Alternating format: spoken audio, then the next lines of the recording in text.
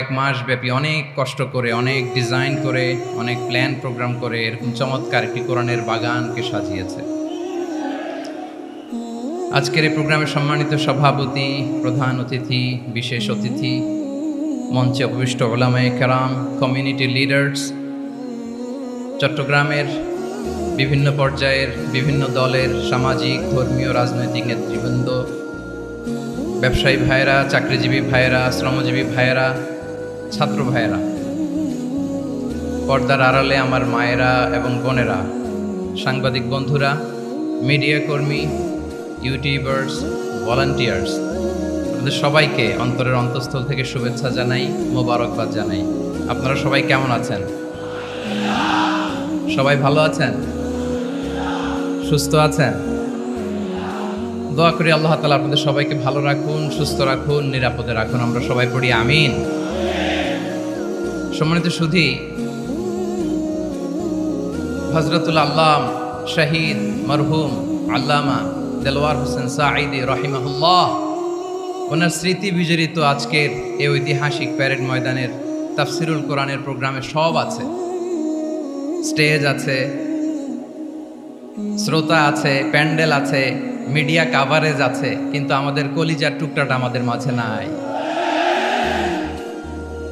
আজকের এই প্রোগ্রামে আলোচক হয়ে এই চেয়ারে আমি না বসে ওই শ্রোতাদের কাতারে বসে যদি আমাদের আল্লামার নুরানি চেহারার দিকে তাকিয়ে ওয়াজ শুনতে পারতাম, আমাদের হৃদয়টা ঠান্ডা হয়ে যেত, আমাদের তৃষ্ণার্ত হৃদয় শান্ত হতো। সব আজকে আছে, কি যেন নাই, ঠিক কিনা বলেন? আল্লাহ তাআলা প্রতি 100 বছরে একজন মুজাদ্দিদ পাঠায়, প্রতি 100 বছরে একজন মুজাদ্দিদ, যিনি সমাজকে সংস্কার করেন। আল্লামা দেলওয়ার হোসেন সাঈদী রাহিমাহুল্লাহ ছিলেন তেমন একজন মুজাদ্দিদ। চিৎকার করে বলেন ঠিক কিনা? উনি শিরক বিদআতের আস্তানাকে তছনছ করে দিয়েছেন, তাওহীদের বাণীকে সমুন্নত করেছেন, গণমানুষের কাছে তাফসিরুল কোরআনকে জনপ্রিয় করেছেন। আজীবন তিনি ইসলামকে বিজয়ী শক্তি হিসেবে দেখার স্বপ্ন দেখতেন। এত প্রাঞ্জল ভাষা, এত চমৎকার আধুনিক প্রেজেন্টেশন, গণমানুষের কাছে কোরআনের তাফসিরকে এভাবে জনপ্রিয় করে তোলার মতো ব্যক্তিত্ব আল্লামা সাঈদী ছাড়া দ্বিতীয় কেউ এই বাংলার ভূখণ্ডে নাই। এই যে তাফসিরুল কোরআন, এই যে টার্মিনোলজি, এই টার্মটাই উনি আসলে জনপ্রিয় করেছেন। আমরা আগে জানতাম না যে এভাবে তাফসির করা যায়, এভাবে scientific indications of the Holi কোরআনকে মানুষের কাছে পেশ করা যায়, এভাবে এত জীবন ঘনিষ্ঠ করে, এত ইন্টারেক্টিভ করে কোরআনের কথাগুলো মানুষের কাছে উপস্থাপন করা যায়। উনি অন্যায়ের বিরুদ্ধে সবসময় সোচ্চার ছিলেন, প্রতিবাদী কণ্ঠস্বর ছিলেন। ওনার আলোচনা শুনলে দেহের রক্ত টকবক করে ফুটতে থাকতো। আল্লাহু আকবার, আল্লাহু আকবার, আল্লাহু আকবার। He was a strong mouthpiece of Islamic revivalism. Islamic জাগরণের স্ট্রং মাউথপিস ছিলেন আল্লামা সাঈদী রাহিমাহুল্লাহ। অনেক দোয়া পেয়েছেন। আমরা পড়েছি, এমন জীবন তুমি করিবে গঠন, মরণে হাসিবে তুমি, কাঁদিবে ভুবন। গোটা বিশ্বকে তিনি কাঁদিয়েছেন। আল্লামা যখন ইন্তেকাল করলেন, আমি তখন মালয়েশিয়া থেকে যুক্তরাষ্ট্রে একটা কনফারেন্সে যোগ দিতে যাচ্ছি, কাতার এয়ারলাইন্সে। মালয়েশিয়া থেকে দোহাতে নামলাম। দোহায় যখন আমার ট্রানজিট, তখন শুনতে পেলাম যে আল্লামা বিদায় নিয়েছেন। সোশ্যাল মিডিয়ায় শুনে বিশ্বাস করতে পারলাম না। মুহূর্তের মধ্যেই মাসুদ সাঈদী ভাইকে মেসেজ করলাম, উনি কোনো উত্তর দিতে পারলেন না। মাসুদ ভাইয়ের সাথে যখন কোলাকুলি করি, আমাদের শামীম ভাইয়ের সাথে যখন কোলাকুলি করি, মনে হচ্ছে আল্লামা সাঈদীর ঘ্রাণ পাই। শরীরটা লিটারালি কাঁপছিল, নিজেকে মানাতে পারছিলাম না, বিশ্বাস করতে পারছিলাম যে আসলে আল্লামা বিদায় নিয়েছেন। ইন দ্য মিন টাইম আমার সেকেন্ড ফ্লাইট, দোহা টু নিউ ইয়র্ক, 12 ঘন্টার ফ্লাইটে উঠলাম। ইন্টারনেট থেকে বিচ্ছিন্ন হলাম। নামার পরে শুনলাম আল্লাহু আকবার, যেখানে ওনাকে কবরস্থ করার কথা ছিল সেখানেও কবর দিতে দেয়া হয় নাই। ছবিগুলো দেখতে লাগলাম, হাসিমাখা মুখ, হাসিমাখা নিথর দেহটা, মরণে হাসিবে তুমি, কাঁদিবে ভুবন। From east to west, from north to south, the entire globe, গোটা বিশ্ব ওনার জন্য কেঁদেছে। গোটা বিশ্ব কেঁদেছে, কাবার গিলাফ ধরে ধরে মানুষ চিৎকার করেছে। এর চেয়ে শ্রেষ্ঠ মৃত্যুকার হতে পারে? আমাদের আল্লামার আর কি পাওয়ার ছিল বলেন? আর কি পাওয়ার ছিল? কুল্লু নাফসিন যায়িকাতুল মাউত, যারাই দুনিয়াতে আসবে তারা ইন্তেকাল করবে, এটা আমরা মেনে নেই, এটা আমরা জানি। কিন্তু অবাক করা বিষয় হচ্ছে আমরা আজও জানি না আমাদের আল্লামার মৃত্যু কি স্বাভাবিক হয়েছে নাকি এটা পরিকল্পিত মেডিকেল কিলিং ছিল। এটা যে পরিকল্পিত মেডিকেল কিলিং ছিল এটা ধারণা করার পেছনে অনেক কারণ আছে। তিনি আধিপত্যবাদের বিরুদ্ধে সোচ্চার ছিলেন, ফ্যাসিবাদের বিরুদ্ধে সোচ্চার ছিলেন, রাজনৈতিক প্রতিহিংসার শিকার ছিলেন। এজন্য এটা মেডিকেল কিলিং হতে পারে এ ধারণা আমরা করতেই পারি। আওয়াজ করে বলেন ঠিক কি না? যেই সময়টা আমরা কাটাচ্ছি এত সুন্দর সময় বাংলাদেশ আর পাবে না। আমাদের জন্মের পর থেকে এরকম চমৎকার সময় আমরা পাই নাই। এটাই আসল সময়। আমরা ইন্টারিম গভর্নমেন্টের কাছে দাবি জানাই, উচ্চতর তদন্ত কমিটি করে এটা কি হত্যাকাণ্ড ছিল নাকি স্বাভাবিক মৃত্যু ছিল, এই রিপোর্ট গণমানুষের কাছে প্রচার করে জানাতে হবে। এই দাবির সাথে কি সবাই আপনারা একমত? কারা কারা একমত হাত তুলে দেখান।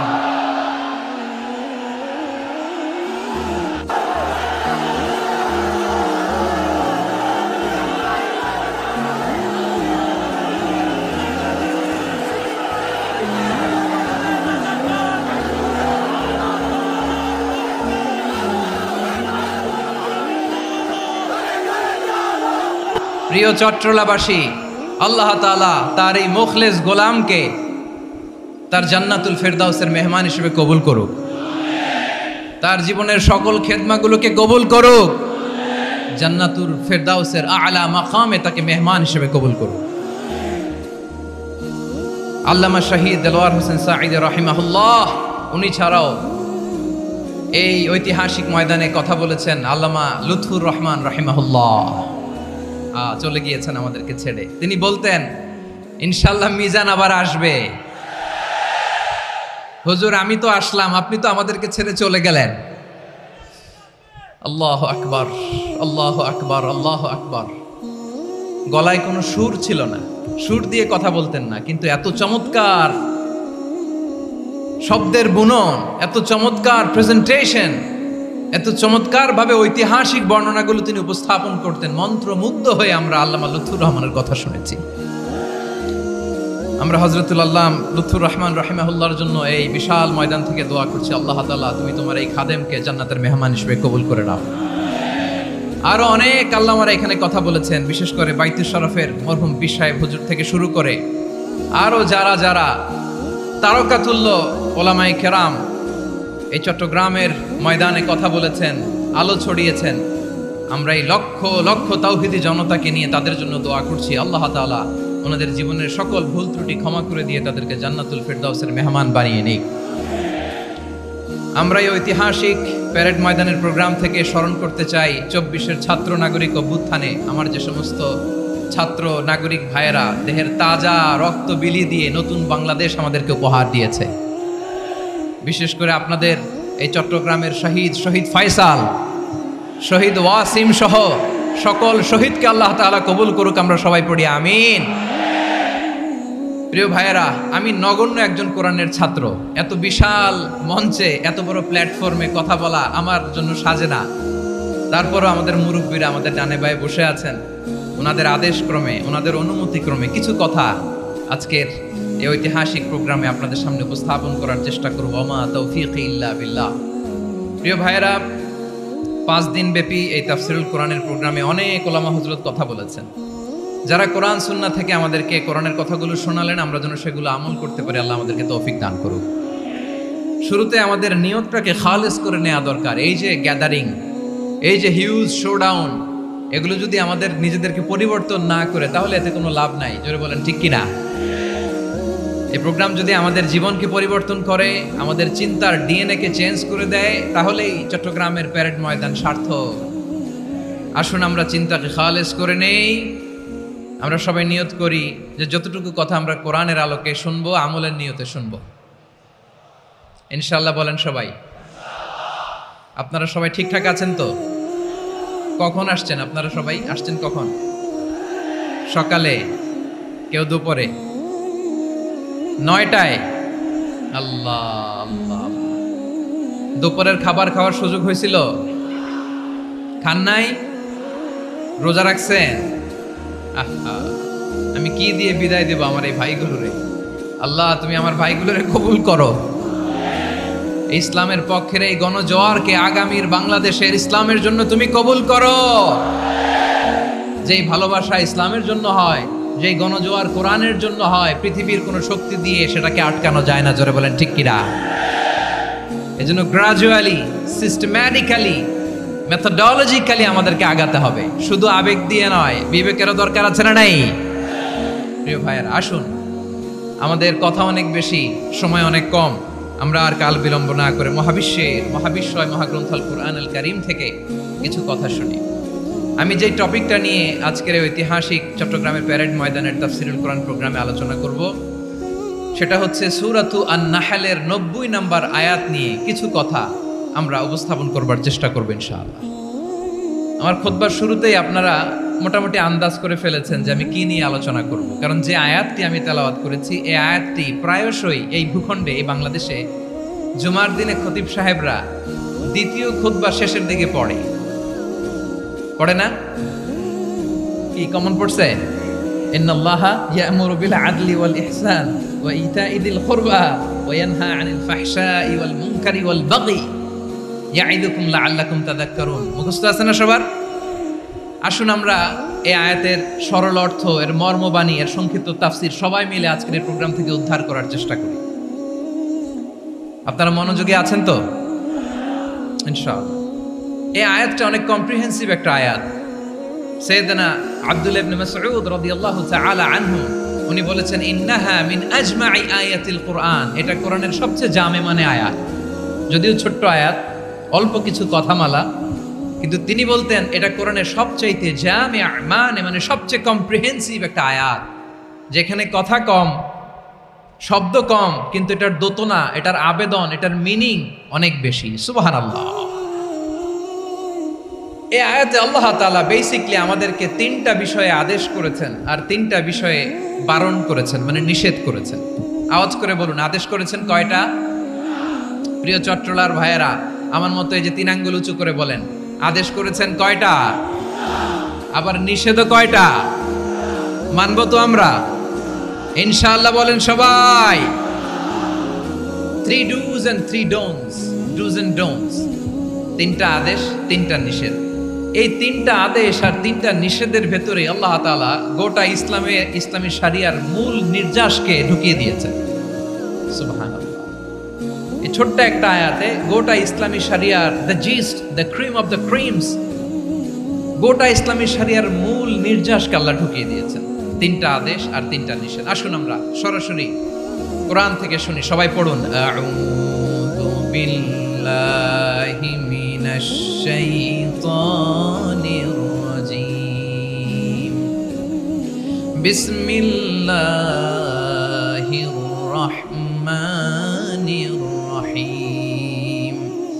ইন্নাল্লাহা ইয়া'মুরু বিল আদলি ওয়াল ইহসানি ওয়া ইতা'i যিল কুরবা ওয়া ইয়ানহা আনিল ফাহশাই ওয়াল মুনকারি ওয়াল বাগি ইয়া'iদুকুম লাআল্লাকুম তাযাক্কারুন।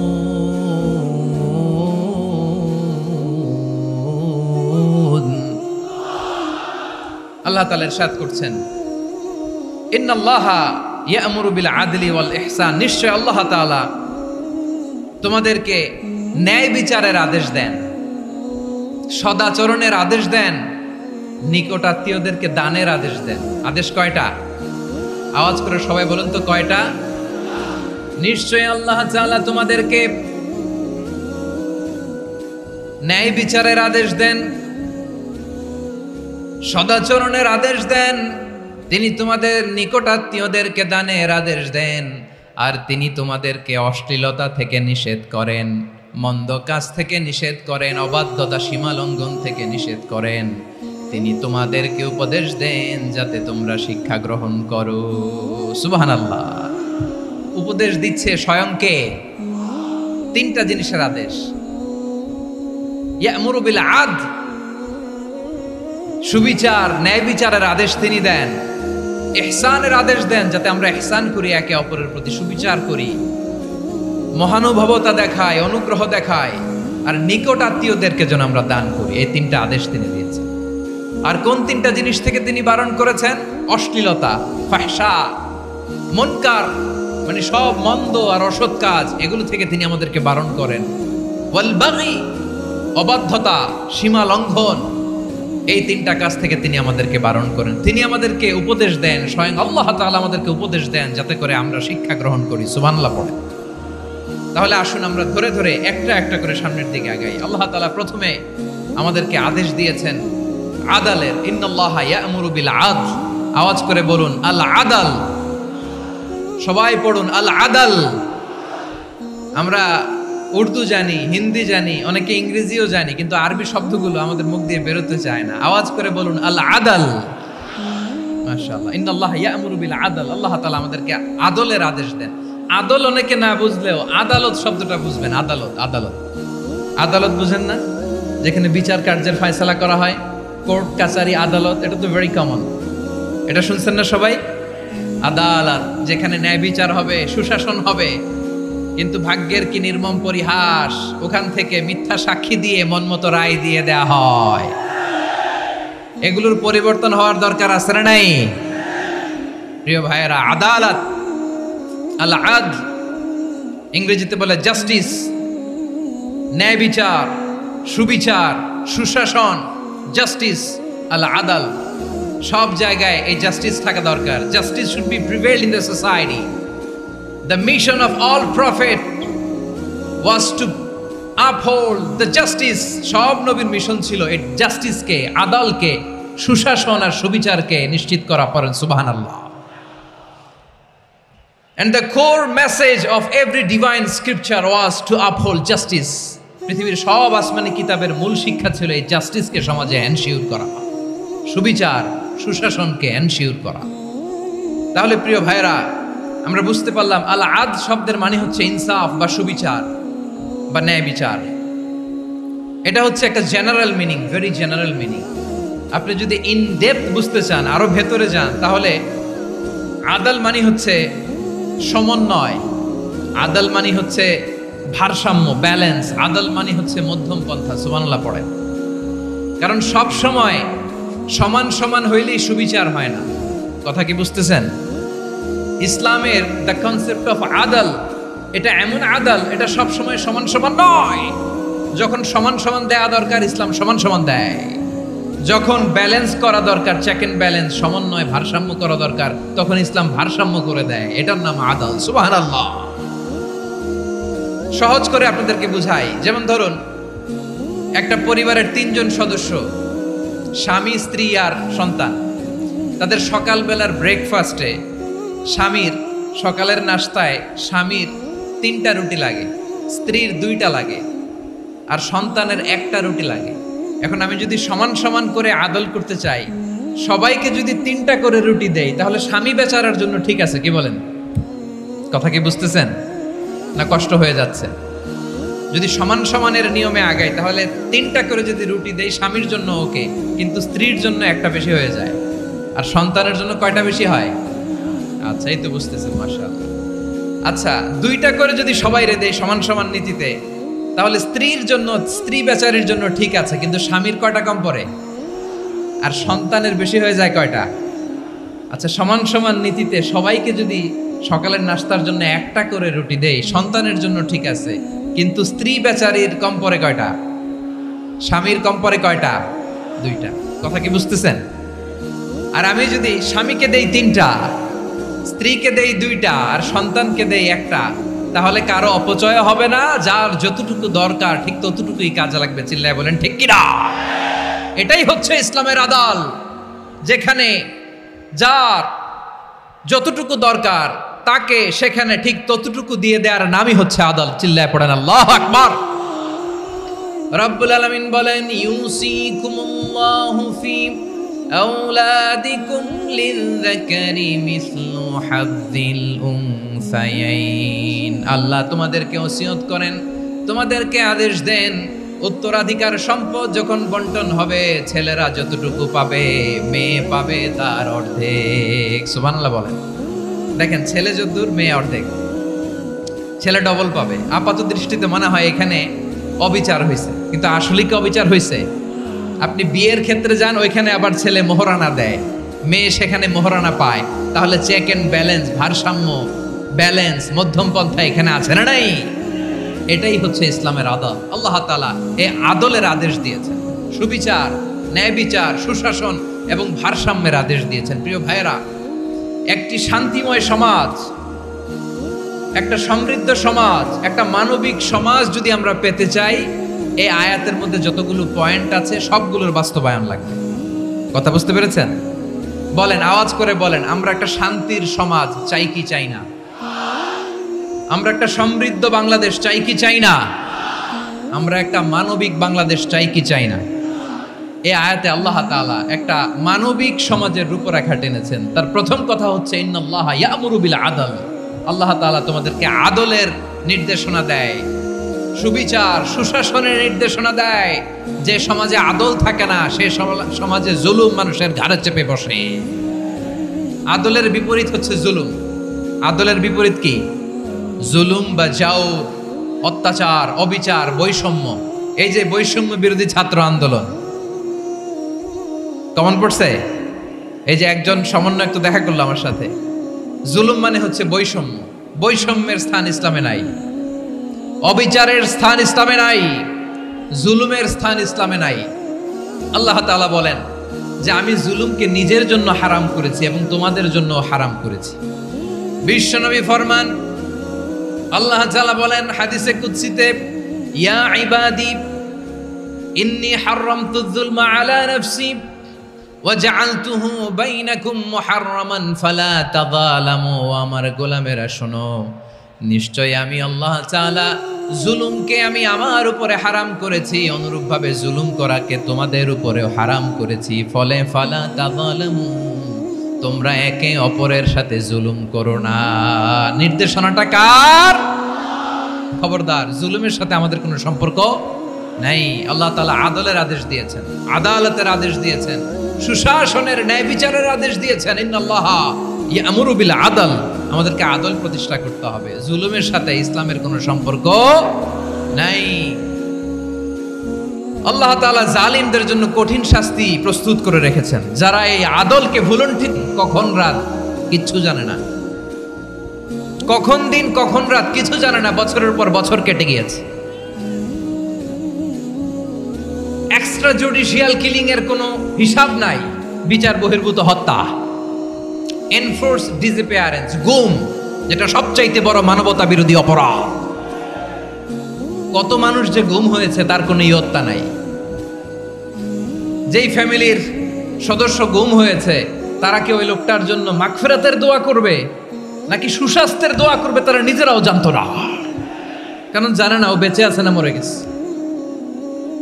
আহা, বিডিআর নওজোয়ানদের যারা ছাড়া পেল দেখলাম, বিনা অপরাধে, কোনো অন্যায় ছাড়া, অপরাধ ছাড়া তাদের জীবন থেকে, তাদের তারুণ্যের, তাদের যৌবনের 15 বছর, 16 বছর, 17 বছর নাই, 6 মাস বয়সের ছোট বাচ্চাকে রেখে জেলে গেছে। 6 মাসের মেয়ে বেরোয় দেখে মেয়ের বয়স 17 বছর। মেয়ে বাবারে চিনে না, বাবা মেয়েরে চিনে না। মেয়েকে এখন বিয়ে দিয়ে আরেক ছেলের হাতে তুলে দিবে। মেয়ের শৈশব বাবা দেখে নাই, মেয়ের কৈশোর বাবা দেখে নাই, মেয়ের তারুণ্য দেখে নাই। আরেক যুবককে দেখলাম 14 বছরের 14 দিনের সংসার, 2 সপ্তাহের সংসার শেষে জেলে গেছে। কত যুবকের যে স্ত্রী চলে গিয়েছে ফ্যামিলি ছেড়ে, কারণ জানে না তো কবে আসবে, কি হবে, কেউ জানতো না। দাম্পত্য জীবনের মাত্র 14 দিনের স্মৃতি, এই স্মৃতিকে আঁকড়ে ধরে এক বোন 16টা বছর, 17টা বছর কাটিয়ে দিয়েছে। আমি নিউজটা দেখে ভাবলাম, আমার এই বোনের প্রতিটি দিন কিভাবে কেটেছে, প্রতিটি রাত কিভাবে কেটেছে, প্রতিটি ক্ষণ কিভাবে কেটেছে। বিশ্বনবী বলেছেন, ইত্তাকি দাওয়াতাল মাজলুম ফাইন্না লাইসা বাইনাহু ওয়া বাইনাল্লাহি হিজাব। মাজলুমের কান্নাকে ভয় করো, কারণ মাজলুমের কান্না আর আল্লাহর মাঝে কোনো পর্দা থাকে না। আমরা আর এরকম কোন জুলুম বাংলাদেশে দেখতে চাই না, জোরে বলেন ঠিক কিনা? আর কেউ নতুন করে জালিম হোক আপনারা চান? আবার নতুন করে কেউ ফ্যাসিস্ট হোক আপনারা চান? এক দল আরেক দলকে নিশ্চিহ্ন করার রাজনীতিতে মেতে উঠুক, এটা আপনারা চান? আমরা বাংলাদেশকে আদল দিয়ে সাজাতে চাই। আমরা এই 56,000 বর্গ মাইলের প্রতিটা ইঞ্চি মাটিকে কোরআনের আইন দিয়ে সাজাতে চাই। রাজি আছেন আপনারা? কারা কারা রাজি দেখান হাত তুলে আল্লাহকে।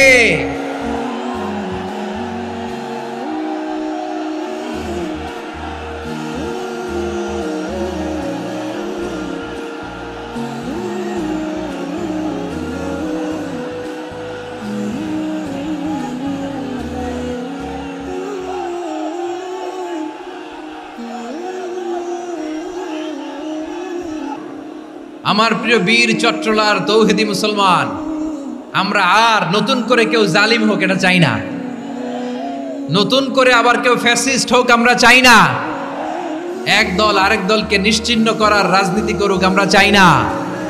আমরা সুশাসনের বাংলাদেশ চাই,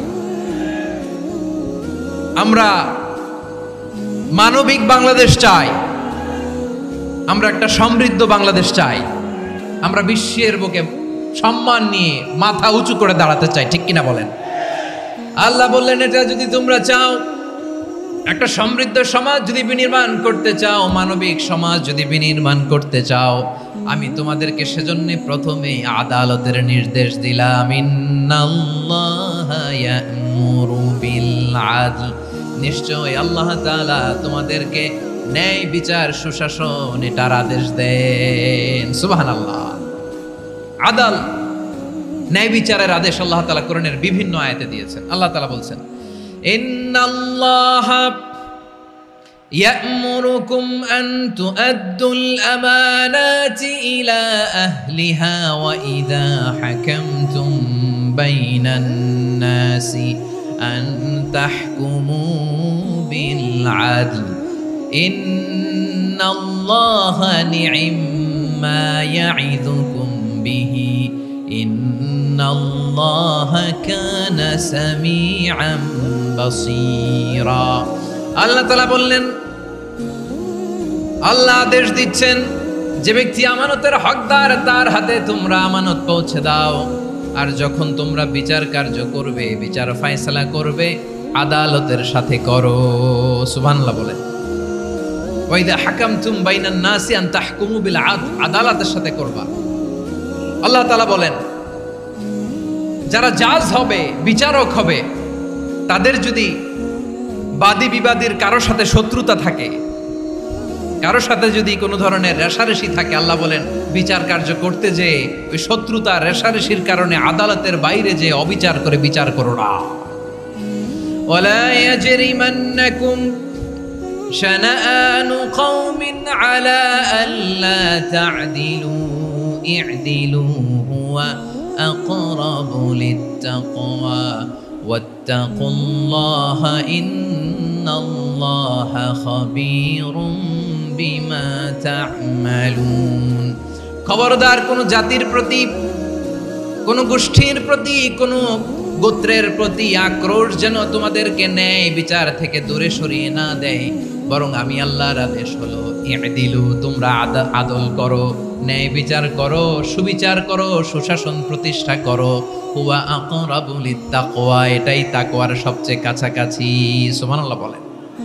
কোরআনের বিভিন্ন আয়াতে আল্লাহ তাআলা স্পেসিফিকলি ধরে ধরে বিচার করার সময় আমরা যেন আদল করি সেটা বলেছেন।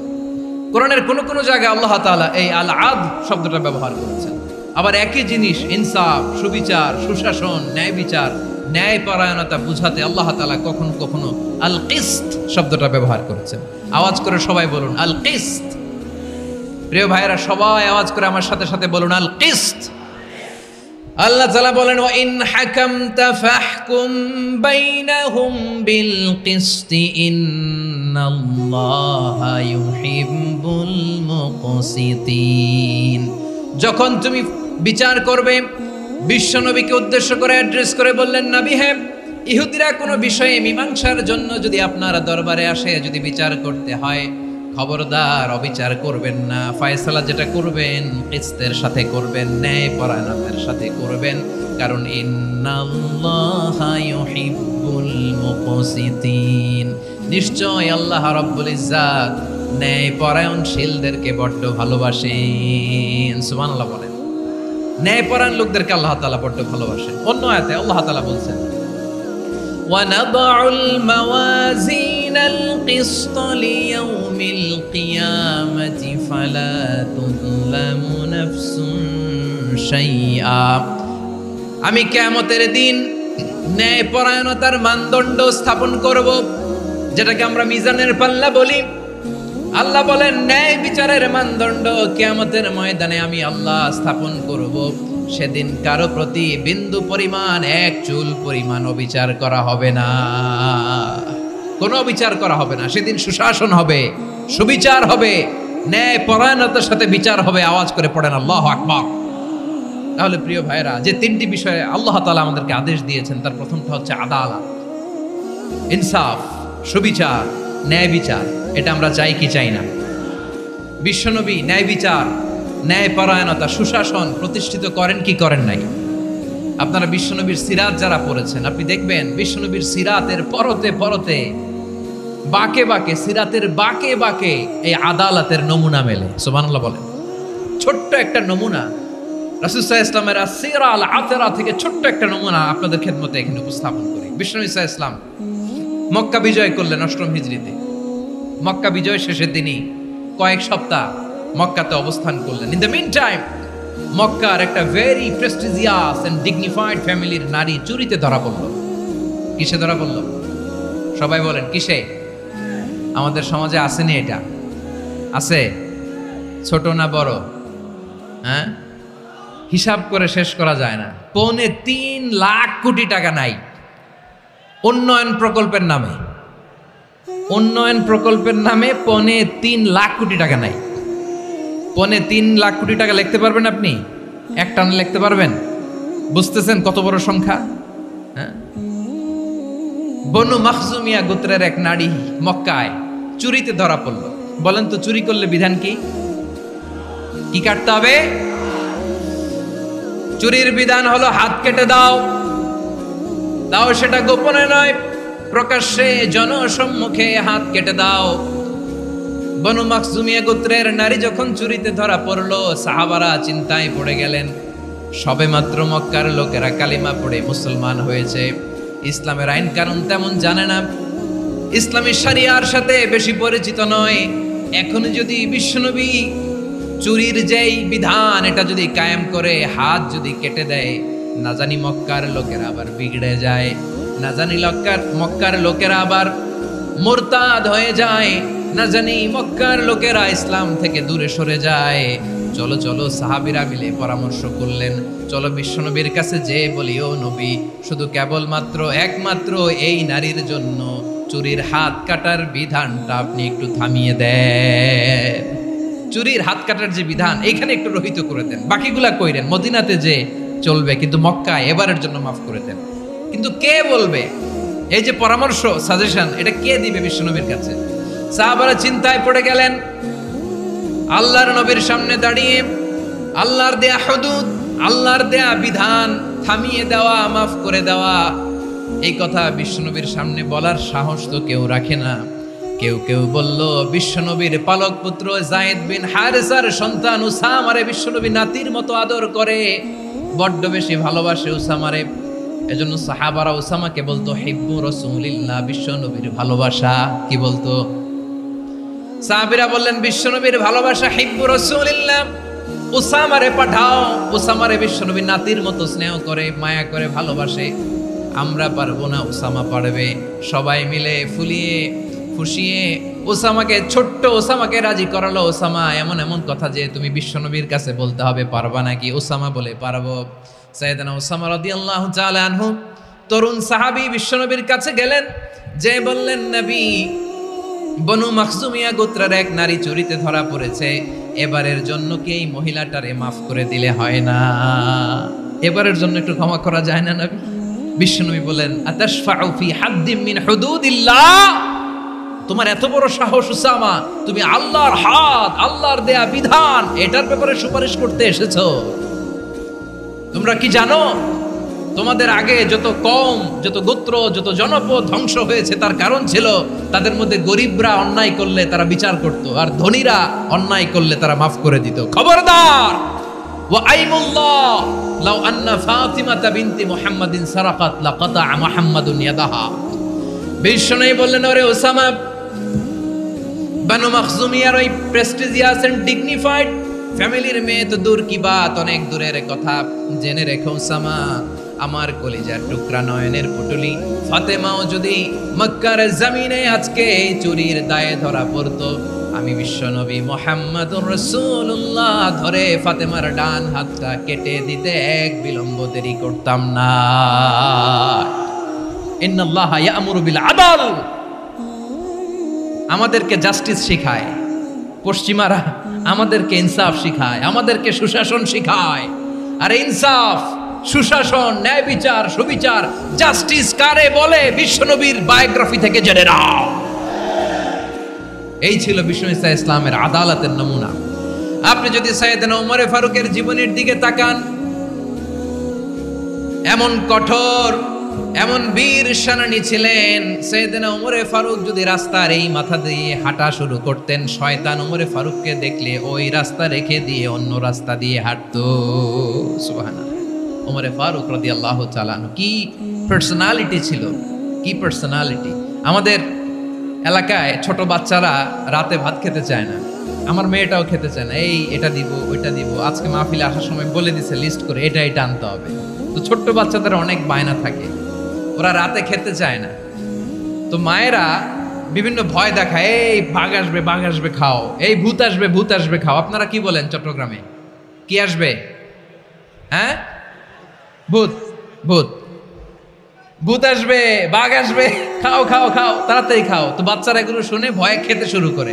মদিনার জমিনেও একই ঘটনা ঘটতো। মদিনার ছোট্ট ছোট্ট সোনামণিরা খেতে চাইতো না, তো মায়েরা বলতো, হা হুয়া ইয়াতি উমর, হা হুয়া ইয়াতি উমর, ওই যে ওমর আসতেছে, ওমর। ওমরে ফারুকের কথা শুনলেই বাচ্চারা একেবারে ঠান্ডা। সুবহানাল্লাহ পড়বেন না? প্রভু তুমি বলেছো রাসূল দেবে না, বলনি দেবে না ওমর, বলনি দেবে না হামজা তারিক, খালিদ বিজয় সমর। প্রভু তুমি বলেছ রাসূল দেবে না, বলনি দেবে না ওমর, বলনি দেবে না হামজা তারিক, খালিদ বিজয় সমর। প্রভু তুমি বলেছ রাসূল দেবে না। আল্লাহু আকবার। ওমর ফারুক রাদিয়াল্লাহু তাআলা আনহু, ওনার কথা শুনলে গায়ের মধ্যে গুজবাম হয়, গায়ের পশমগুলো দাঁড়িয়ে যায়। সুবহানাল্লাহ বলেন। কি পার্সোনালিটি ছিল, কি ব্যক্তিত্ব ছিল! মুনাফিকরা ওমর ফারুককে জমের মতো ভয় পেতেন। শয়তান, খোদ শয়তান এই রাস্তা দিয়ে আসলে শয়তান অন্য রাস্তা দিয়ে হাঁটত। ওমর ফারুক রাদিয়াল্লাহু তাআলা আনহুর জীবনে যদি দেখেন, তাহলে সেখানে আপনি আদালতের, ইনসাফের, সুশাসনের, জাস্টিসের নমুনা দেখতে পাবেন। কয়টা শুনবেন? সাইয়েদনা ওমর ফারুকের রাদিয়াল্লাহু তাআলা আনহুর সন্তান আব্দুর রহমান মিশরে মদ খেয়ে মদ্যপ অবস্থায় ধরা পড়েছে। মদ খাওয়ার কারণে, মদ যদি কেউ পান করে আর যদি প্রমাণিত হয়, তার বিচার হলো 80 বেত। আওয়াজ করে বলেন কয় বেত? বাংলাদেশেও তো এই আইন আছে নাকি? বাংলাদেশে আছে? হ্যাঁ, মদ খাইলে 80 বেত, এই আইন বাংলাদেশে চালু হোক। আমরা চাই কি চাই না? চাই সবাই। এজন্যই তো ইসলাম ভাল লাগে না। ইসলামকে ভাল লাগে না। ইসলামকে আউট করে রাখতে পারলেই তো এরকম বড় বড় বোতল খাওয়া যায়। একেবারে সহজ, পানির মতো সহজ, হিসাব একেবারে সহজ। ওমর ফারুক রাদিয়াল্লাহু তাআলা আনহুর ছেলে ভুল করে মদ পান করে ফেলেছিলেন। আব্দুর রহমান, ঘটনা ঘটেছে মিশরে। মিশরের গভর্নর তখন আমর ইবনে আস রাদিয়াল্লাহু তাআলা আনহু। আব্দুর রহমানের ভাই যে গভর্নরকে বলল, গভর্নর যদি একটু দয়া করেন, খলিফার ছেলে আমার ভাই আব্দুর রহমান মদ্যপ অবস্থায় ধরা পড়েছে। জনসম্মুখে যদি আপনি বেত্রাঘাত করেন আমাদের প্রেস্টিজ থাকে না, যদি আশীর্বাদ আপনি মারেন আমার কোনো কথা নাই, কিন্তু ঘরের ভেতরে মারেন। আব্দুর রহমানের ভাইয়ের সুপারিশ শুনে সাইয়েদনা আমর ইবনে আস রাদিয়াল্লাহু তাআলা আনহু রাজি হয়ে গেলেন। ঘরের ভেতরে লোক চক্ষুর আড়ালে আশীর্বাদ তিনি মানলেন। কিন্তু ঘটনাক্রমে এই কথা লুকিয়ে লুকিয়ে ঘরের ভেতরে আশীর্বাদ মারার কথা সাইয়েদনা ওমর ফারুক মদিনা থেকে জানতে পারলেন। মদিনা থেকে তিনি ফরমান জারি করলেন, এই বিচার যেমনটি আমর ইবনে আস আদায় করেছে এটা প্রকৃতপক্ষে আদায় হয় নাই। আসো সবাই মদিনায় আসো, আমর ইবনে আস মদিনায় আসো, আব্দুর রহমানও আসো, সবাই আসো, জনসম্মুখে এই বিচার কার্যকর করতে হবে। সাইয়েদনা ওমর ফারুক মসজিদে নববীর পিলারের মধ্যে নিজের ছেলেকে বাঁধলেন, আবার জনসম্মুখে ৮০টা বেত তার গায়ের মধ্যে মারলেন। মাজমুয়ে ফাতাওয়া ইবনে তাইমিয়া রাহিমাহুল্লাহ উনি এটা নকল করেছেন। এটা সবচেয়ে বিশুদ্ধ মত, আরো অনেক মত আছে। মারা গেছে কবরের উপর, ওগুলো বাদে দিলাম। কেমন খলিফা ছিলেন, কেমন খলিফা! পশ্চিমারা তোমরা জাস্টিস আমাদেরকে শেখাও, ইনসাফ কারে বলে সুশাসন আমাদেরকে তোমরা শেখাও। ওমর ফারুক রাদিয়াল্লাহু তাআলা ওই বিচারকে তিনি ধর্তব্য মনে করেন নাই। মদিনাতে এনে আবার জনসম্মুখে আবার ৮০ বেত মেরেছেন।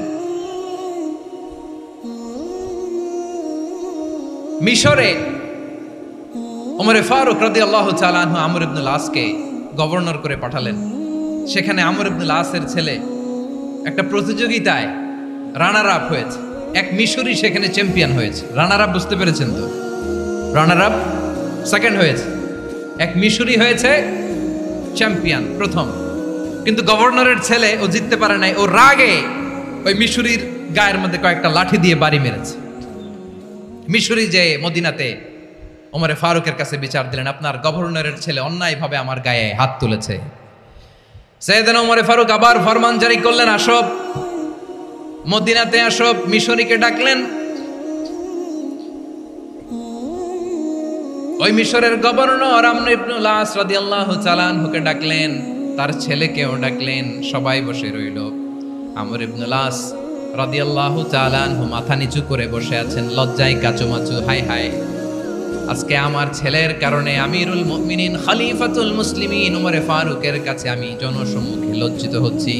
সাইয়েদনা ওমর ফারুক বললেন, এই নাও লাঠি, গভর্নরের ছেলে তোমার মাথার মধ্যে যতগুলো বাড়ি মেরেছে আজকে জনসম্মুখে তুমি অতগুলা বাড়ি মারো।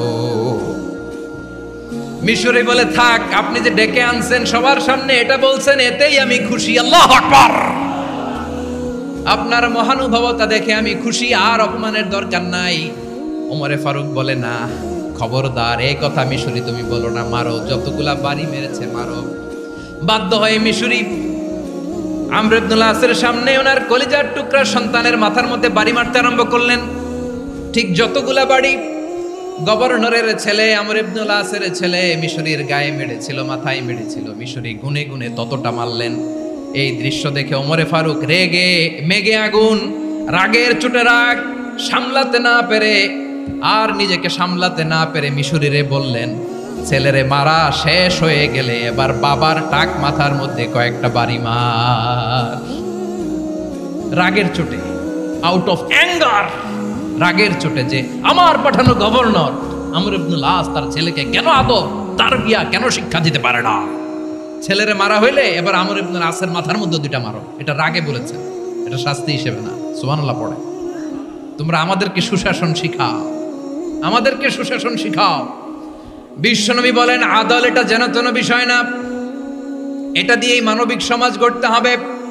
আল্লাহ তাআলা কিয়ামতের কঠিন ময়দানে যেদিন স্বামী স্ত্রীকে চিনবে না, স্ত্রী স্বামীকে দেখে পালিয়ে যাবে, বন্ধু বন্ধুরে চিনবে না, পীর সাহেব মুরিদরে চিনবে না, মুরিদ পীর সাহেবরে চিনবে না, দলের কর্মী তার নেতারে চিনবে না, নেতা তার কর্মীরে চিনবে না, বন্ধু বন্ধুরে দেখে পালাবে। এই কঠিন মুহূর্তে সূর্যটা মাথার কাছে চলে আসবে, জমিনটা তামার জমিন হবে, আজকের জমিনের মতো নয়।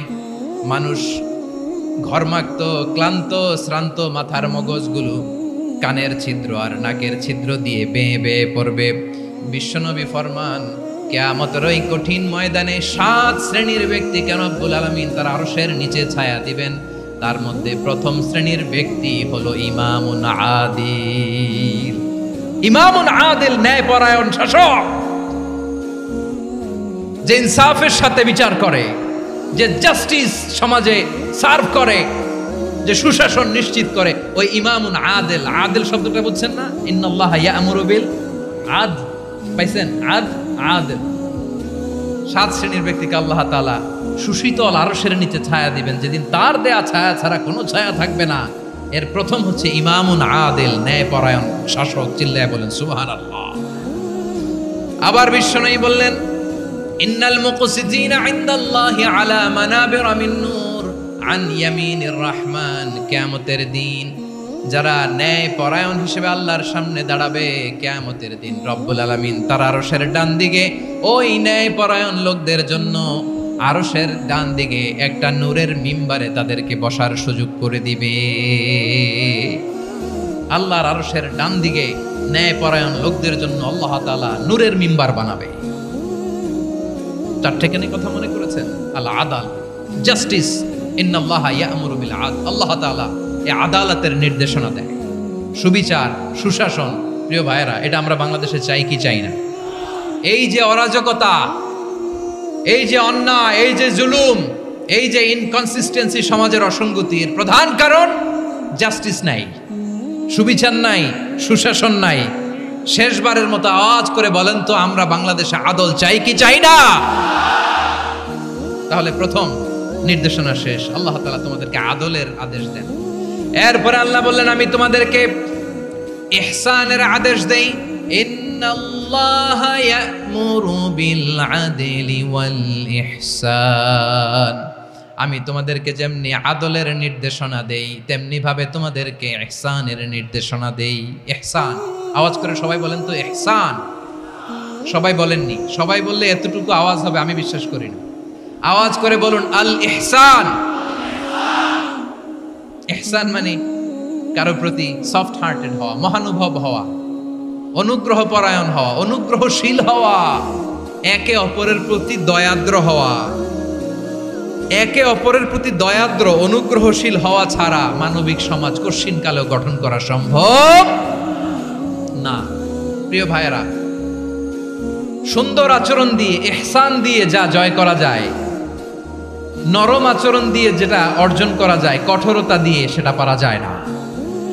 বিষ্ণু ঈসা ইসলাম ইহসান দিয়ে, কোমল আচরণ দিয়ে, তার অনুগ্রহ দিয়ে তিনি অনেক কাফিরের হৃদয়কে জয় করে ফেলেছেন। সাইয়েদনা সুমামা ইবনে উসাল রাদিয়াল্লাহু তাআলা আনহুর কথা মনে পড়ে যায়। তিনি ছিলেন ইয়ামামার বাদশা। মদিনাতে বিশ্বনবীকে হত্যা করার নিয়তে এসেছিলেন। গোপনে গোপনে বিশ্বনবীকে হত্যা করে আবার ইয়ামামাতে তিনি ফিরে যাবেন। কিন্তু কি অবাক করা কাণ্ড, হত্যা করতে পারে নাই, সাহাবাদের হাতে তিনি ধরা পড়ে গেলেন। সাইয়েদনা সুমামা ইবনে উসাল রাদিয়াল্লাহু তাআলা আনহু হত্যার নিয়তে আসলেন, কিন্তু হত্যা করতে পারলেন না। সাহাবারা ওনাকে ধরে ফেললেন, ধরে মসজিদে নববীর পিলারের মধ্যে বেঁধে রাখলেন। সুমামা ইবনে উসাল, সিরাত থেকে শুনেন, সিরাত থেকে শোনাচ্ছি। রাদিয়াল্লাহু তাআলা ইয়ামামার অধিপতি ছিলেন। ইয়ামামা বিশ্বনবীকে হত্যার জন্য আসছেন, ধরা পড়ে গেছেন, এখন মসজিদে নববীতে বেঁধে রাখছেন, তার মানে বন্দী। এখন স্ট্যাটাস কি? বন্দী, ক্যাপটিভ। বিষ্ণু ঈসা ইসলাম সাহাবাদেরকে বললেন, তার খোঁজ খবর নিও, সুমামা ইবনে উসালের খোঁজ খবর নিও। সাহাবার বলেন, ইয়া রাসূলুল্লাহ, আপনাকে হত্যা করতে এসেছে, তার তো কঠিন ক্যাপিটাল পানিশমেন্ট হওয়া দরকার, কঠিন শাস্তি হওয়া দরকার। বিশ্বনবী বললেন, না, আমি যেটা জানি তোমরা সেটা জানো না, তোমরা সুমামার সাথে ভালো আচরণ করো। বিশ্বনবী সুমামার কাছে গেলেন। প্রথম দিন যে তিনি কালেমার দাওয়াত দিলেন, ইমানের দাওয়াত দিলেন, ইসলামের দাওয়াত দিলেন, রিসালাতের দাওয়াত দিলেন, আখিরাতের দাওয়াত দিলেন। পরের দিন যে বিশ্বনবী সালাতের দাওয়াত দিলেন, যাকাতের দাওয়াত দিলেন, ইসলাম কি, কিভাবে, কেমন করে পালন করতে হয় চমৎকার আর্টিকুলেট করতে শুরু করলেন। তন্ময় হয়ে সুমামা ইবনে উসাল রাদিয়াল্লাহু তাআলা আনহু বিশ্বনবীর কথাগুলো শুনতে আরম্ভ করলো। একদিন নয়, 2 দিন নয়, টানা 3 দিন বিশ্বনবী সুমামার কাছে ইসলামকে প্রেজেন্ট করেছেন, উপস্থাপন করেছেন। আওয়াজ করে বলেন কয় দিন? 3 দিন। 3 দিন মসজিদে নববীতে বাধা। আর সাহাবীদেরকে বললেন তার খোঁজ খবর নিও, তোমরা যে রুটি বানাও এর মধ্যে সবচেয়ে ভালো আটার রুটিটা তারে দিও, সবচেয়ে রিফাইন্ড খেজুর যেটা পিওর খেজুর এটা তারে দিও। আর বিশ্বনবী নিজের উট থেকে দুধ দহন করে ওনার বাড়ির এক কর্মচারীকে বলেছেন দুধ দহন করে সুমামার জন্য নিয়ে যেও। সুবহানাল্লাহ পড়বেন না? সবাই তো অবাক, ইয়ামামা থেকে আসছে নবীকে হত্যা করতে, বিশ্বনবী দেখে তারে জামাই আদর করে, তাকে মজার মজার খাবার দিও, দুধ দিও, আদর আপ্যায়ন করো।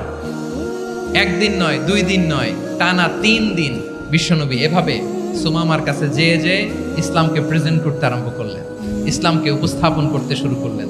আর তাকে চমৎকার এন্টারটেইনমেন্ট আপ্যায়ন দিতে আরম্ভ করলেন। টানা 3 দিন যখন ইসলামের দ্য বিউটিজ অফ ইসলাম, ইসলামের সুমহান বাণী সৌন্দর্য তার কাছে উপস্থাপন শেষ, তাকে আপ্যায়ন শেষ, বিশ্বনবী বললেন সাহাবাদেরকে যাও এবার সুমামার হাতের পায়ের রশি দুটো খুলে দাও। তারা বললেন ইয়া রাসূলুল্লাহ কি বলেন আপনি, ও তো হত্যাকারী, সুযোগ পায় নাই, আপনারে মারতে পারে নাই, ছেড়ে দিলে আবারও আপনার উপর তলোয়ার নিয়ে ঝাঁপিয়ে পড়বে। নবী এই সিদ্ধান্ত আপনি নিতে যাবেন না। বিশ্বনবী বললেন যেটা বলেছি সেটা করো, সুমামার রশিগুলো ছেড়ে দাও, সুমামার হাতে পায়ের রশিগুলো যে তোমরা খুলে দাও। সাহাবারা তর্ক জুড়ে দিলেন লা ইয়া রাসূলুল্লাহ এমনটা করবেন না, তো ভয়ঙ্কর ভয়ঙ্কর খুনি, কি জানি কি হয়ে যায়। বিশ্বনবী বললেন না, তার হাতে পায়ের রশিগুলো খুলে দাও। সাহাবারা বিশ্বনবীর কথা মতো তার হাতে পায়ের রশিগুলো খুলে দিল। সুমামা মুহূর্তের মধ্যে মসজিদে নববী থেকে বের হয়, ইয়ামামায় ফিরে না যে মসজিদে নববীর পাশে একটা খেজুর বাগান ছিল সেখানে চলে গেলেন। সেখানে একটা ছোট্ট কুয়া ছিল, কুয়ার পানি দিয়ে তিনি গোসল করলেন। সুবহানাল্লাহ পড়েন। কুয়ার পানি দিয়ে গোসল করে মসজিদে নববীর সামনে এসে বিশ্বনবী এবং সাহাবাদের সামনে দাঁড়িয়ে সাব্বাবা উঁচু করে বললেন আশহাদু আল্লা ইলাহা ইল্লাল্লাহ ওয়া আশহাদু আন্না মুহাম্মাদান আবদুহু ওয়া রাসূলুহু। আল্লাহু আকবার। আমি সাক্ষ্য দিচ্ছি আল্লাহ ছাড়া কোনো ইলাহ নাই আর মুহাম্মদ আল্লাহ তাআলার প্রেরিত বান্দা এবং রাসূল। প্রিয় ভাইয়েরা, ইহসান দিয়ে যা জয় করা যায়, কঠোরতা দিয়ে সেটা কঠিনকালেও জয় করা যায় না। আওয়াজ করে বলেন ঠিক কি না? এবার সুমামা দাঁড়িয়ে বলে ওগো নবী, আমি তো কালিমা পড়ে মুসলমান হয়ে গেলাম, এবার শোনেন, এই মুহূর্তের আগে আপনার চেহারার চাইতে নিকৃষ্ট কোনো চেহারা আমার কাছে ছিল না, কিন্তু শাহাদা পাঠ করার পরে আপনার চেহারার চাইতে উত্তম শ্রেষ্ঠ কোনো চেহারা আমার কাছে আর নাই। ও নবী, আজকের দিনের আগে ইসলাম ধর্মের চেয়ে নিকৃষ্ট অপছন্দনীয় কোনো ধর্ম আমার কাছে ছিল না, কিন্তু এই মুহূর্ত থেকে ইসলামের চেয়ে সেরা শ্রেষ্ঠ পছন্দনীয় কোনো ধর্ম আমার কাছে নাই। নবী গো, আজকের দিনের আগে মদিনার চাইতে অপছন্দনীয় নিকৃষ্ট কোনো শহর আমার কাছে ছিল না, কিন্তু এই মুহূর্তের পর থেকে মদিনার চাইতে কোনো শ্রেষ্ঠ শহর আমার জানা নাই। সে ছিল গমের বড় ডিলার, গম বেচতো। কি বেচতো? তার গম কিনে মক্কার লোকেরা রুটি খাইতো। সে ঘোষণা দিল, আজকে থেকে মক্কাবাসীদের জন্য সব গম আমি হারাম করে দিলাম, মক্কাবাসী এখন না খেয়ে মরে। সুবহানাল্লাহ পড়বেন না? মক্কাবাসী বিশ্বনবীর কাছে আসলেন, এসে বললেন মুহাম্মদ, আমরা তো তোমার ভাই, তোমার চাচা, তোমার ভাতিজা, তোমার আত্মীয়, তুমি সুমামারে বলো সে যেন আবার গমের সাপ্লাই মক্কার জন্য অনুমতি দিয়ে দেয়। বিশ্বনবীর অনুমতি ক্রমে সুমামা আবার মক্কাতে গম পাঠাতে শুরু করলো। পড়েন সুবহানাল্লাহ। ইহসান, ইহসান দিয়ে আপনি যেটা জয় করতে পারবেন, you can win the heart of your enemies. ইহসান দিয়ে আপনি আপনার শত্রুর হৃদয়কে জয় করতে পারবেন। আওয়াজ করে বলেন ঠিক কি না? এজন্য আল্লাহ বললেন ওয়া আনফিকু ফি সাবিলিল্লাহি ওয়া লা তুলকু বিআইদিকুম ইলাত তাহলুকা ওয়া আহসিনু ইন্নাল্লাহা ইউহিব্বুল মুহসিনিন। তোমরা আল্লাহর রাস্তায় দান করবে আর নিজেরা নিজেদেরকে ধ্বংসের হাতে ঠেলে দিও না। তোমরা একে অপরের প্রতি ইহসান করবে, কারণ ইহসানকারীদেরকে আল্লাহ বড্ড ভালোবাসেন। সুবহানাল্লাহ পড়েন। আবার সূরা রহমানে আল্লাহ বললেন হাল জাযাউল ইহসানি ইল্লাল ইহসান ফাবিআইয়ি আলাই সবাই পড়েন ফাবিআইয়ি আলাই রাব্বিকুমা তুকাযযিবান। ইহসানের প্রতিদান হিসেবে ইহসানি হয়।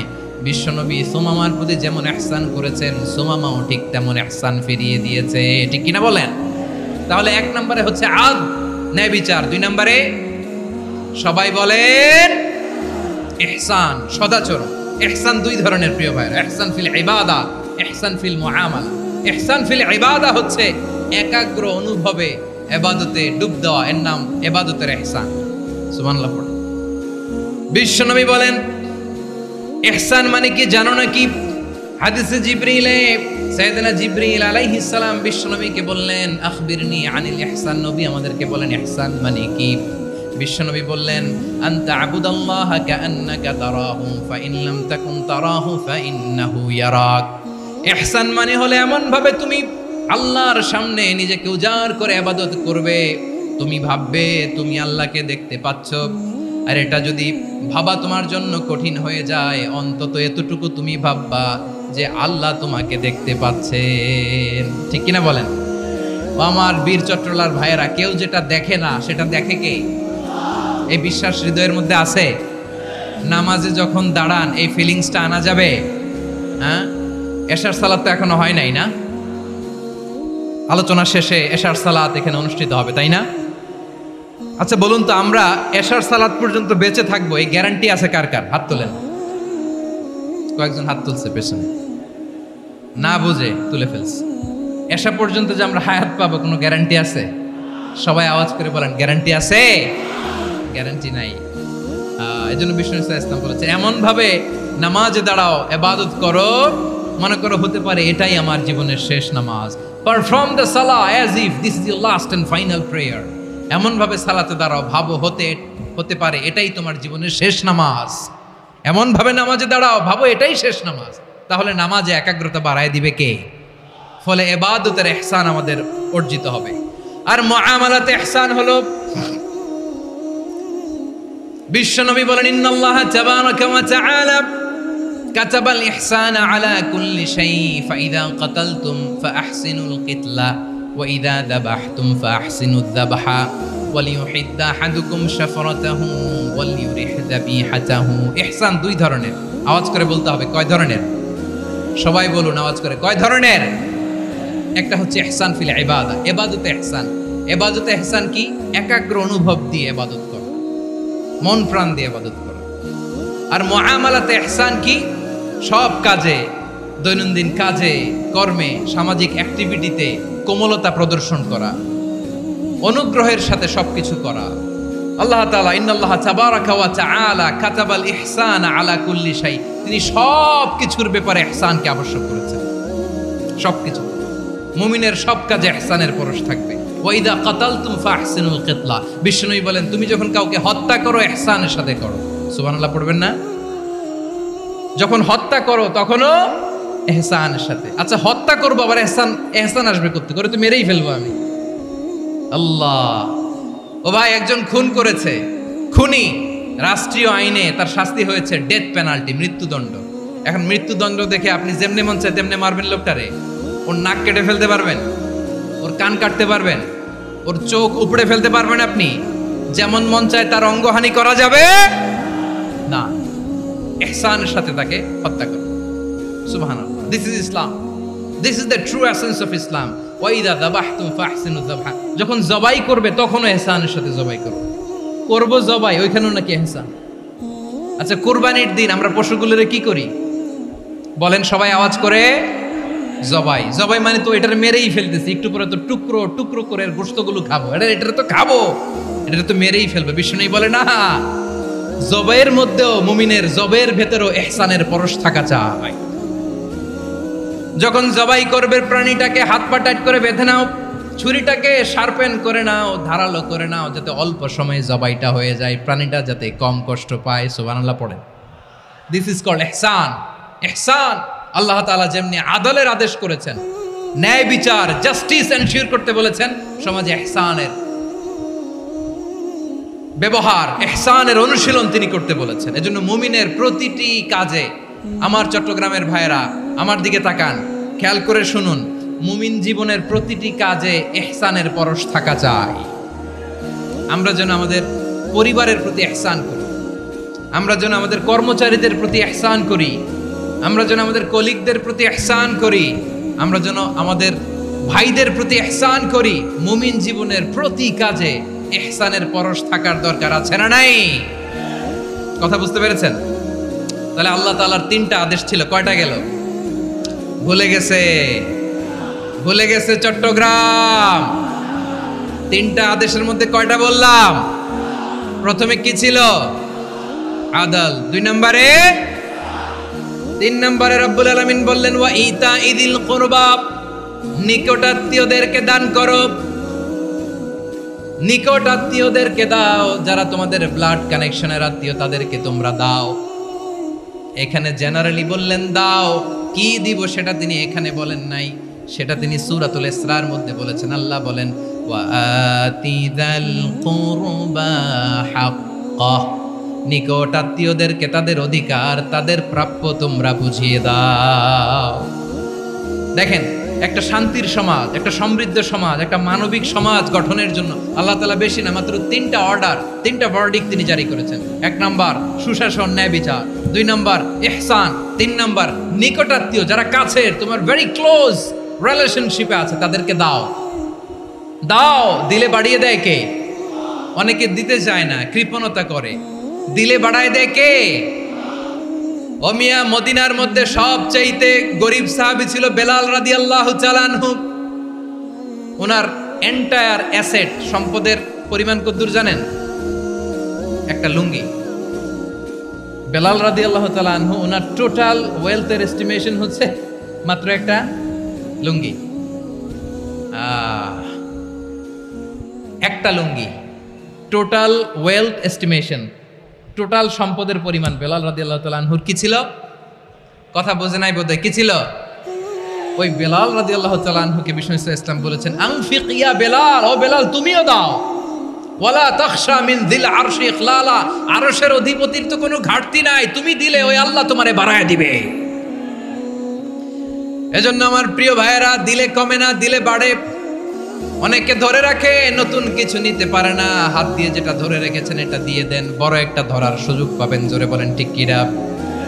ধরেন 5 কেজি ওজনের একটা ধরে রাখছেন, এখন 10, এটা না ছাড়লে 10 কেজি ধরতে পারবেন আপনি? আচ্ছা, 10 কেজির জিনিস একটা আছে হাতে, ওইটা যদি ছেড়ে দেন তাইলেই না 15 কেজি ধরতে পারবেন। কথা বলেন ঠিক কিনা? তাহলে দিলে বাড়িয়ে দেয় কে? রব্বুল আলামিন বললেন 3 নাম্বার আদেশ হলো তোমাদের প্রতি সমাজটারে কেমন করে মানবিক সমাজ, সুন্দর সমাজ গড়বা। 3 নাম্বার আদেশ হলো ওয়া আতিদাল কুরবা হাক্কা, নিকটাত্মীয়দেরকে তাদের প্রাপ্য বুঝিয়ে দাও। এই নিকটাত্মীয়দেরকে তাদের অধিকার বুঝিয়ে দেওয়া, প্রাপ্য বুঝিয়ে দেওয়াতে আমাদের গাফলতি আছে না নাই? চট্টগ্রামে নাই? মাশাআল্লাহ আছে, আছে। অনেকে দেখবেন অনেক আল্লাহওয়ালা, তাহাজ্জুদ গুজার, সেজদা দিতে দিতে কপালে কালো দাগ ফেলে দিছে, সে তার বোনের হকটা আদায় করে নাই। আছে না নাই? হ্যাঁ, এখানেও আছে। সর্বনাশ। অনেক বড় হাজী সাহেব, বিশাল লম্বা দাড়ি, ছেলেরে সব দিয়ে দিছে, মেয়েরে কিছু দেয় নাই, মেয়ের হক আদায় করে নাই। আছে না নাই? এই হাজী সাহেবেরা, এই আল্লাহওয়ালারা কিয়ামতের ময়দানে আটকে যাবে। আপনি অন্যের অধিকার নষ্ট করেছেন, তাদের রাইটসকে ভায়োলেট করেছেন। এজন্য আল্লাহ তাআলা বলেন, কারো অধিকার যদি কেউ নষ্ট করে, ওই সমাজটা মানবিক সমাজ কঠিনকালেও হতে পারে না। এজন্য 3 নম্বর আল্লাহ বললেন ওয়া ইতা ইদিল কুরবা, নিকটাত্মীয়দেরকে দাও। কি দিবা? তাদের অধিকার দিয়ে দাও। বোনের অধিকার বুঝিয়ে দাও, মেয়ের অধিকার বুঝিয়ে দাও, ফুফুর অধিকার বুঝিয়ে দাও। দেখবেন অনেক মায়েরা ছেলের পাতে মুরগির রান দেয়, মেয়ের পাতে দেয় মুরগির ঠ্যাং। এরকম আছে না নাই? ছেলেরে কি দেয়? মুরগির। মেয়ের পাতে কি দেয়? তো মেয়ের কি মুরগির রান খেতে মনে চায় না? মনে চায় না? এমনটা করা যাবে না। নিকটাত্মীয়দেরকে অধিকার দিয়ে দাও, নিকটাত্মীয়ের সাথে সুসম্পর্ক রাখো। আদেশটা কার? এজন্য প্রিয় ভাইয়েরা, জীবনে যদি বারাকা অর্জন করতে চান, নিকটাত্মীয়দের সাথে সুসম্পর্ক রাখতে হবে। তাদের জন্য উপহার পাঠাতে হবে। বিশ্বনবী বলেন লা ইয়াদখুলুল জান্নাতা কাতে, যে ব্যক্তি আত্মীয়তার সম্পর্ককে ছিন্ন করে দেয় সে কশিন কালেও আল্লাহর জান্নাতে ঢুকবে না। আপনি কি এটারে সহজ হাদিস মনে করছেন? এটা সহজ কথা? আপনি ভাবছেন আপনার নামাজ আপনারে বাঁচাতে পারবে, আপনার রোজা বাঁচাতে পারবে, আপনার তাহাজ্জুদ আপনারে বাঁচাতে পারবে? অধিকার নষ্ট করলে কিছুই আপনারে বাঁচাতে পারবে। এজন্য নিকট আত্মীয়দেরকে দিতে হবে বেশি বেশি। বিশ্বনবী বলেন ইন্না সাদাকাতা আলাল মিসকিনি সাদাকা ওয়া আলা যির রাহিমি ইসনাতান সাদাকাতুন ওয়া সিলা। মিসকিনরে দান করলে শুধু দানের সওয়াব হয়, নিকট আত্মীয়কে দান করলে দুইটার সওয়াব হয়, সাদাকার সওয়াব হয়, আবার আত্মীয়তার বন্ধন অটুট রাখার সওয়াব হয়ে যায়। আবার বিশ্বনবী বললেন মান সাররাহু আইয়ুবসাতা লাহু ফি রিজকিহি ওয়া ইউনসা লাহু ফি আসারিহি ফালইয়াসিল রাহিমা। যে ব্যক্তি তার রিজিকের প্রশস্ততা চায় আর হায়াতে বরকত চায় সে যেন তার আত্মীয়ের সাথে সুসম্পর্ক রাখে। আমার প্রিয় চট্টলার ভাইয়েরা, আমাদের রিজিক বাড়ুক, এটা আমরা চাই কি চাই না? সবাই চান? হ্যাঁ, আমাদের রিজিকে প্রশস্ততা আসুক, চাই কি চাই না? আমাদের হায়াতে বরকত আসুক, আমরা চাই কি চাই না? এই দুইটা যদি চান তাহলে নিকট আত্মীয়দের সাথে সুসম্পর্ক রাখবেন, পারবেন? তাহলে সমাজটারে মানবিক সমাজ বানায় দিবে কে? তিনটা আদেশ চলে গেল। কয়টা? আওয়াজ করে বলেন। 1 নম্বরে কি ছিল? 2 নম্বরে, 3 নম্বরে নিকট আত্মীয়দেরকে দান। আপনাদেরকে আরো শোনার আগ্রহ আছে? আপনাদের মনোযোগ আছে না গেছে? কষ্ট হচ্ছে না? মাশাআল্লাহ মাশাআল্লাহ, তাকবীর পড়ুন, লিল্লাহি তাকবীর। আমার প্রিয় ভাইয়েরা, আল্লাহ তাআলা তিনটা জিনিসের যেমনি আদেশ করেছেন অনুরূপভাবে তিনটা বিষয় তিনি বারণ করেছেন, নিষেধ করেছেন। ওগুলোর কাছেও যাওয়া যাবে। শুনবেন। রাব্বুল আলামিন বলেন ওয়ায়ানহা আনিল ফাহশাই ওয়াল মুনকারি ওয়াল বাগি। আমি যেমনি তিনটি বিষয়ে আদেশ করলাম অনুরূপভাবে তিনটি বিষয়ে বারণ করলাম, নিষেধ করলাম। আমার 1 নাম্বার নিষেধাজ্ঞা হলো অশ্লীলতার প্রতি। ফাহশা, ওয়ায়ানহা আনিল ফাহশা, আল্লাহ তাআলা অশ্লীলতাকে নিষেধ করেছেন। কোন জিনিসকে? সবাই বলুন, কোন জিনিসকে? যত ধরনের, যত টাইপের, যত ক্যাটাগরির অশ্লীলতা হতে পারে সব অশ্লীলতাকে হারাম করেছেন কে? ফাহশা মানে কি? কথায়, কাজে, আচরণে, কমেন্ট, ফেসবুকের কমেন্টসে যত ধরনের নোংরামো আছে, যত ধরনের অশ্লীলতা আছে, এটাকে আরবিতে বলে ফাহশা। এটাকে কি বলে? রাব্বুল আলামিন বলেন কুল ইন্নামা হারামা রাব্বিয়াল ফাওয়াহিশা মা যাহারা মিনহা ওয়া মা বাতান। ও নবী, আপনি বলে দেন আমার রব প্রকাশ্য অপ্রকাশ্য, স্পষ্ট কিংবা অস্পষ্ট, দৃশ্যমান কিংবা অদৃশ্যমান সব অশ্লীলতাকে হারাম করেছেন। সব ধরনের অশ্লীলতা হারাম, সব ধরনের। আল্লাহ তাআলা আমাদেরকে অশ্লীলতা থেকে বাঁচান, অশ্লীলতা থেকে তিনি আমাদেরকে হেফাজত করুক। পড়েন আমিন। এবার বলেন, আমাদের সমাজে অশ্লীলতা আছে না নাই? চট্টগ্রামে নাই? আমি কই নাই, ওনারা বলে আছে। দেখছেন, আমি সামহাও বাঁচায় দেওয়ার ট্রাই করতেছি, ওনারা বলে আছে। অশ্লীলতা নানা ভাবে, নানা নামে, নানা মোড়কে আমাদের সমাজে আছে না নাই? সংস্কৃতির নামে, ফ্যাশনের নামে, বিনোদনের নামে, উপন্যাসের নামে, কনসার্টের নামে অশ্লীলতা আছে না নাই? আপনি দেখেছেন কনসার্টগুলোর অবস্থা? এই যে আতিফ আসলাম যে আসছে আমাদের দেশে, তারপর কে কে আসছে, আমাদের তরুণ তরুণীরা, আমাদের যুবক যুবতীরা, আমাদের জেনজিরা, কি অবস্থা ওইখানে? হ্যাঁ, কি অবস্থা? কে বাঁচাবে ওদের? কে রক্ষা করবে ওদের ইমানের, ওদের চরিত্রের হেফাজতের গ্যারান্টি কে দিবে? কনসার্টের নামে অশ্লীলতা আছে না নাই? ছেলে মেয়ে একে অপরকে জড়ায় ধরতেছে, একে অপরকে চুমু খাচ্ছে প্রকাশ্যে, দিবালোকে, গণমানুষের সামনে। আল্লাহ তাআলা এই অশ্লীলতা থেকে আমাদেরকে বেঁচে থাকতে বলেছেন। বেঁচে থাকতে বলেছেন। রূপালী জগতের নামে অশ্লীলতা আছে না নাই? এই টার্মটা আপনারা জানেন না? রূপালী জগৎ কি জগৎ? আসলে কি রূপালী জগৎ না অন্ধকার জগৎ? আমার বোনেরা, আপনাদেরকে যে কি বলে তারা বুঝায়, রূপালী জগৎ শুনেই আপনি ভরকে যাবেন না। রূপালী জগতে যে নারী যত বেশি উলঙ্গ সে নাকি তত বেশি সাহসী। জানেন, বলে এটা একটা সাহসী নারী, খুব সাহসী পদক্ষেপ তার। যত বেশি শরীর থেকে কাপড় নামাতে পারবে, যত বেশি বস্ত্রহীন হয়ে নিজেকে প্রেজেন্ট করতে পারবে, সে নাকি তত বেশি সাহসী। আমার চট্টলার ভাইয়েরা, শয়তানের প্রথমে এজেন্ডা ছিল বনি আদমকে বস্ত্রহীন করা। সে আদম এবং হাওয়া আলাইহিস সালামকে নিষিদ্ধ গাছের ফল খাইয়ে তাদেরকে বস্ত্রহীন করেছে। এই জামিনেও সে আমাদেরকে বস্ত্রহীন করতে চাইবে। এই রূপালী জগতের নামে তারা এটা করে। আমার প্রিয় বোনেরা, আপনি জানেন না আপনার দাম কত। ওরা আপনাদেরকে বিজ্ঞাপনের সস্তা পণ্য বানাতে চায়। ওরা আপনাদেরকে ওদের ভোগের লিপসার টুলস বানাতে চায়।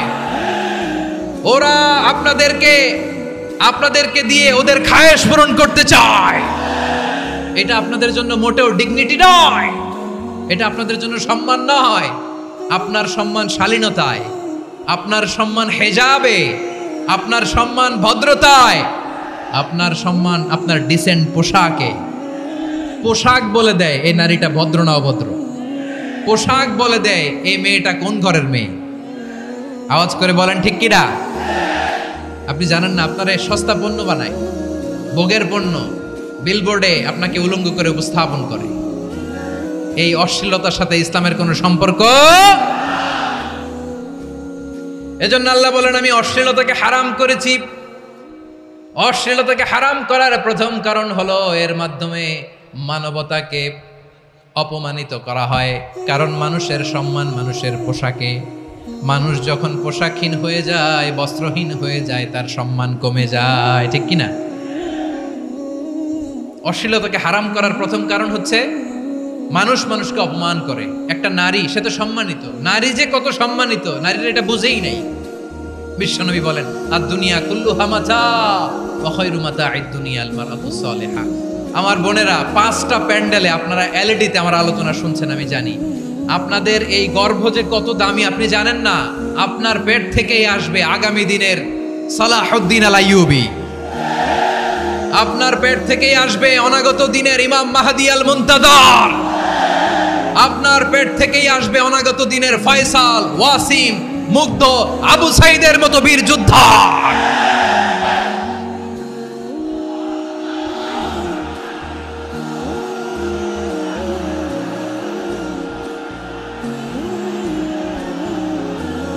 আমার প্রিয় বোনেরা, আমার প্রিয় বোনেরা, বিশ্বনবীর কথার ওজন খেয়াল করেন। আদ-দুনিয়া কুল্লুহা মাতা ওয়া খায়রু মাতা'আদ দুনিয়া আল মারআতুস সালিহা। দুনিয়ার সবকিছুই অ্যাসেট, এর মধ্যে সবচেয়ে দামি অ্যাসেট নেককার নারী। আপনার গর্ভ যে কত দামি আপনি জানেন না।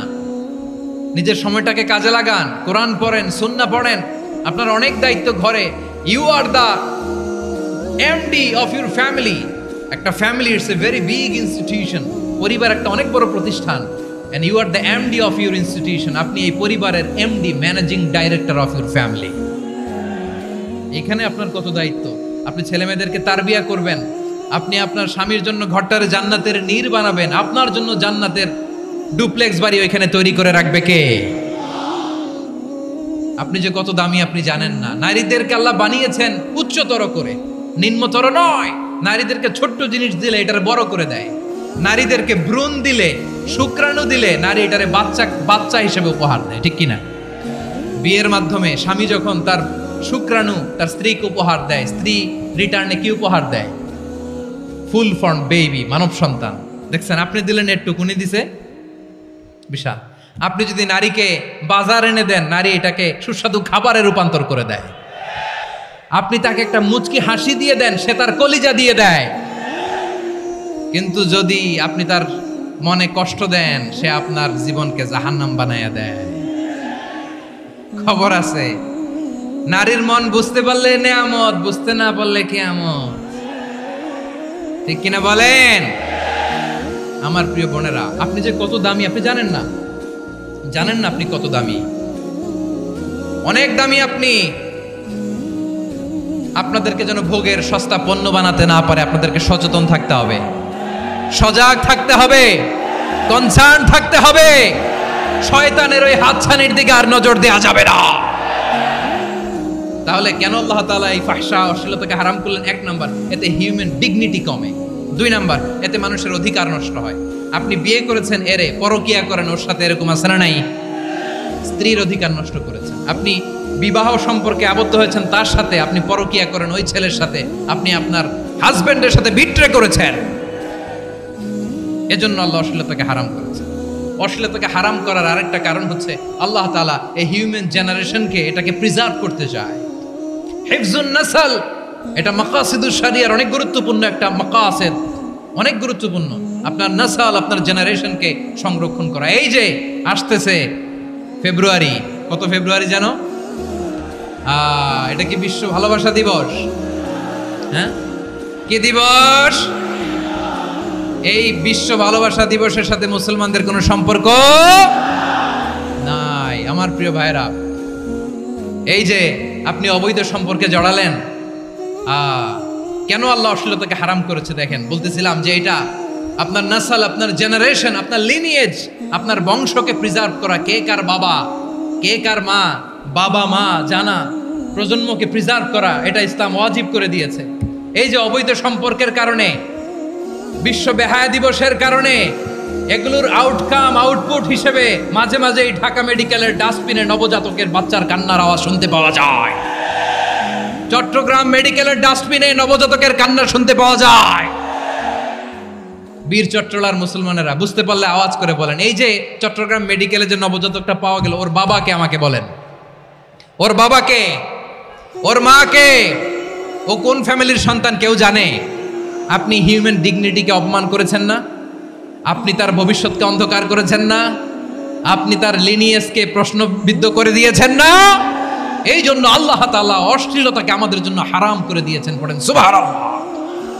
এই জন্য রাব্বুল আলামিন বলেন, কুল ইন্নামা হারামা রাব্বিয়াল ফাওয়াহিশা মা যাহারা মিনহা ওয়া মা বাতান। প্রকাশ্য অপ্রকাশ্য সব অশ্লীলতাকে হারাম ঘোষণা করে দিয়েছে কে? আবার দুনিয়ার বুকে যারা অশ্লীলতার প্রসার করে তাদের জন্য শাস্তি মজুদ রেখেছে কে? রাব্বুল আলামিন বলেন, ইন্নাল্লাযীনা ইউহিব্বুনা আন তাশিআল ফাহিশাতু ফিল্লাযীনা আমানু লাহুম আযাবুন আলীমুন ফিদ দুনিয়া ওয়াল আখিরাতি ওয়াল্লাহু ইয়ালামু ওয়া আনতুম লা তা'লামুন।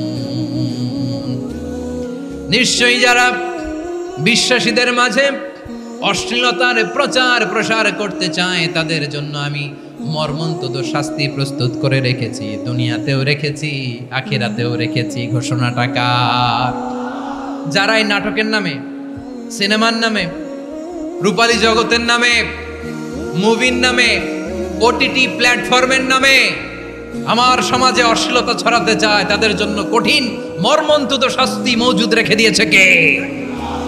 ও আমার বোনেরা, এখনো আপনি জাগবেন না? এখনো আপনার চিন্তার দুয়ারে এখনো নাড়া পড়ে নাই?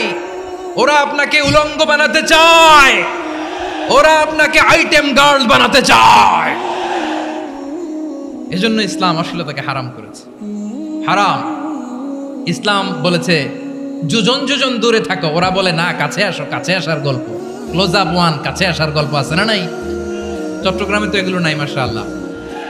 হ্যাঁ, এখানেও আছে ক্লোজ আপ ওয়ান, কাছে আসার গল্প। আল্লাহ বলেন ওয়ালা তাকরাবুজ জিনা, কাছেও এসো না, জিনা থেকে যোজন যোজন কিলো দূরে থাকো, ওরা বলে কাছে আসার গল্প।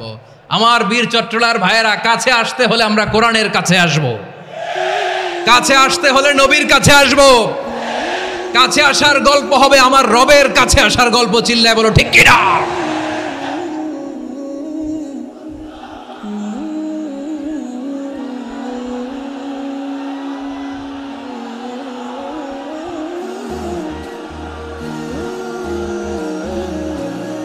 বসুন বসুন আমার ভাইয়েরা। তাহলে অশ্লীলতার সাথে আমাদের কোনো সম্পর্ক, সবাই বলতে পারেননি, আওয়াজ করে বলুন, অশ্লীলতার সাথে আমাদের কোনো সম্পর্ক। আমরা এই সমস্ত ক্লোজ আপ ওয়ান, কাছে আসার গল্পের প্রোগ্রামে যাব, আমরা কোন ধরনের অশ্লীল কন্টেন্ট সোশ্যাল মিডিয়ায় টিভিতে দেখব।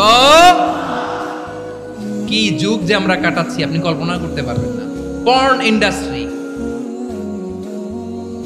নারী পুরুষের বস্ত্রহীন যুগল দৃশ্য, এটাকে দিয়ে ওরা কোটি ডলারের ইন্ডাস্ট্রি বানিয়েছে। পুরো মানব ইতিহাসে এরকম জঘন্য সময় মানব ইতিহাস পার করে নেয়। পর্ন এটা ইন্ডাস্ট্রি হয়ে গেছে। আমাদের এই যুবকগুলো, জেনজিগুলো, ওদের চরিত্র বাঁচাবে কি করে? কেমন করে হেফাজত করবে ওদের এই মূল্যবান চরিত্র? সুস্থ পুরুষ তার বায়োলজিক্যাল গ্রোথকে হরমোন দিয়ে স্টপ করে দিয়ে সে সার্জারি করে নারী হতে চায়। সুস্থ নারী পুরুষ হতে চায়। পুরুষ পুরুষের প্রতি সেক্সুয়ালি আকর্ষণ বোধ করে। এটা লূত আলাইহিস সালামের কওমের মধ্যে ছিল। এটাকেও আল্লাহ কোরআনে ফাহিশা বলেছেন।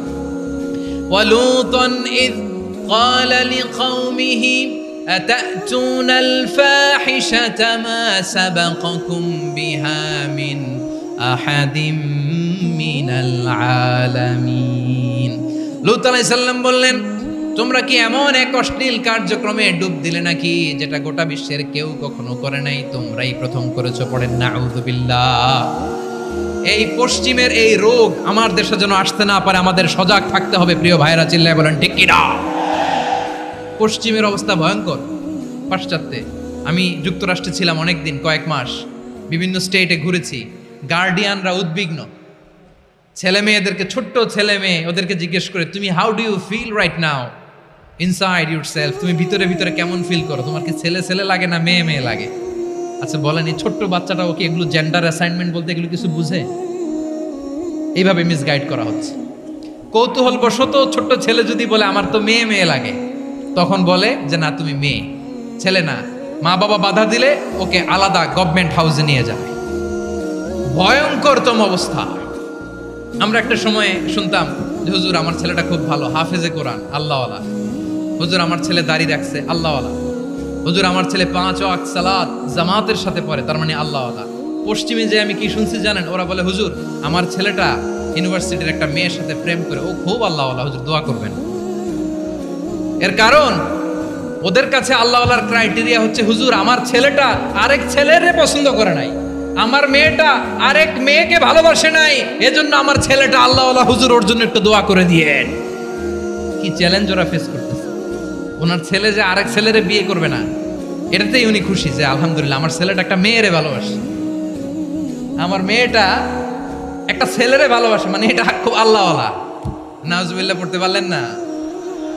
এজন্য অশ্লীলতার সাথে আমাদের কোনো সম্পর্ক। রব্বুল আলামিন বলেন ওয়ায়ানহা আনিল ফাহশাই ওয়াল মুনকারি ওয়াল বাগি।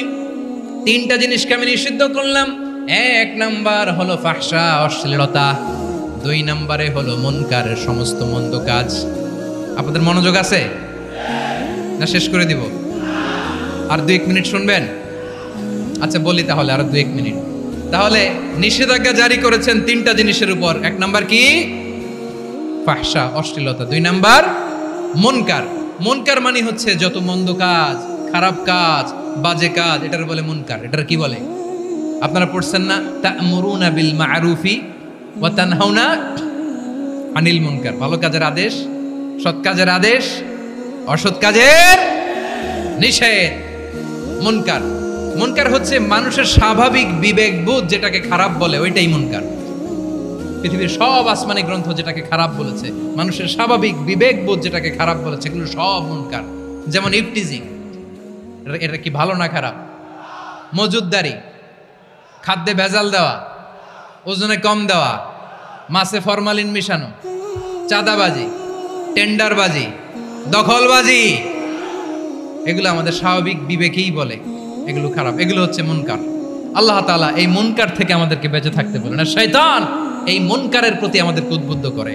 আল্লাহ তাআলা বললেন, ইয়া আইয়ুহাল্লাযীনা আমানু লা তাত্তাবিউ খুতুওয়াতিশ শাইতান فإن ومن يتبع خطوات الشيطان فإنه يأمر بالفحشاء والمنكر আল্লাহ বললেন, আমার গোলামেরা শোনো শোনো, ও আমার বিশ্বাসী বান্দারা খবরদার, তোমরা কশিনকালেও শয়তানের পদাঙ্ক অনুসরণ করবে না, কারণ শয়তান তোমাদেরকে অশ্লীলতা এবং মন্দ কাজের দিকে উদ্বুদ্ধ করে। আমাদের কাজ হচ্ছে শয়তান আমাদেরকে যেদিকে নিতে চায় আমরা তার উল্টা দিকে যাব, ঠিক কিনা বলে? শয়তান এই মন্দ কাজকে আমাদের কাছে বিউটিফাই করে চাকচিক্যময় করে আমাদের সামনে উপস্থাপন করে। এজন্য আল্লাহ বলেন মুনকারকে থামাতে হবে, মুনকার প্রতিরোধ করতে হবে। মুনকার প্রতিরোধের দায়িত্ব শুধু আমাদের নাকি? শুধু আপনার খতিব সাহেবের, ইমাম সাহেবের, নাকি মুসলিম উম্মার সবার? আওয়াজ করে বলুন, মুনকার অসৎ কাজ প্রতিরোধের দায়িত্ব কার?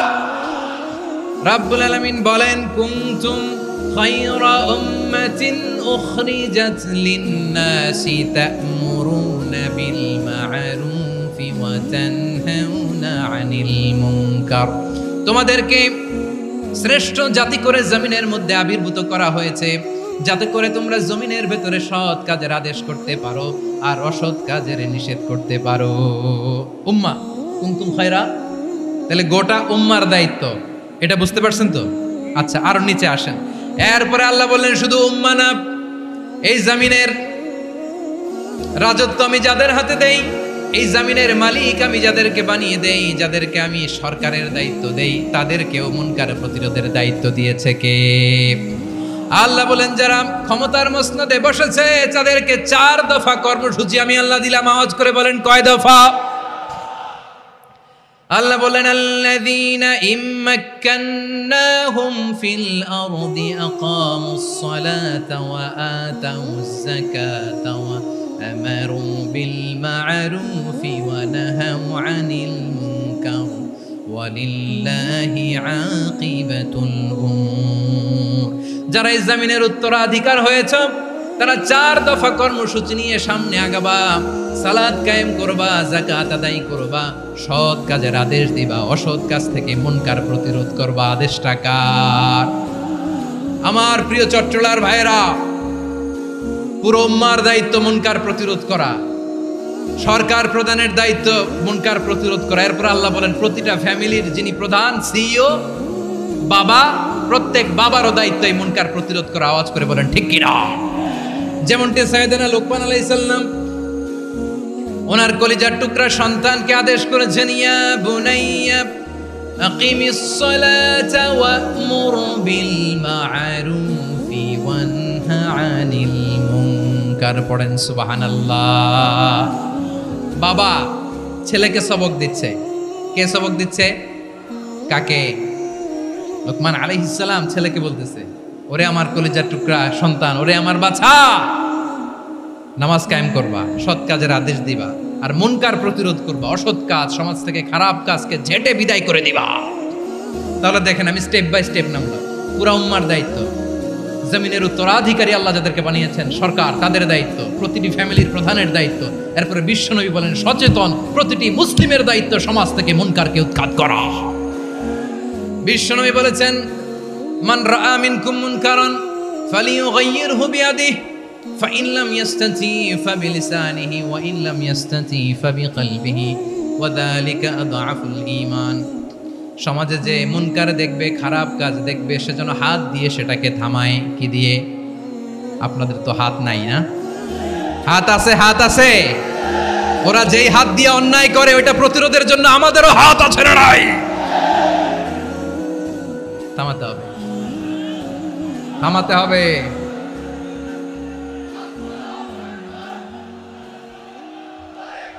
বসুন আমার প্রিয় ভাইয়েরা, ওরা ওদের যেই হাত দিয়ে টেন্ডারবাজি করে, চাঁদাবাজি করে, ইফটিজিং করে, দখলবাজি করে, যেই হাত দিয়ে, ওই মুনকার থামায় দেওয়ার জন্য আল্লাহর দিয়ে আমাদেরও 2টি হাত আছে না নাই? আমাদেরও হাত আছে। থামাইতে হবে, থামাইতে হবে, হিম্মত করতে হবে। আমার প্রিয় ভাইরা, না থামালে আমরাই ডুববো শেষমেশ। আমাদের বাঁচার জন্য হইলেও থামাইতে হবে।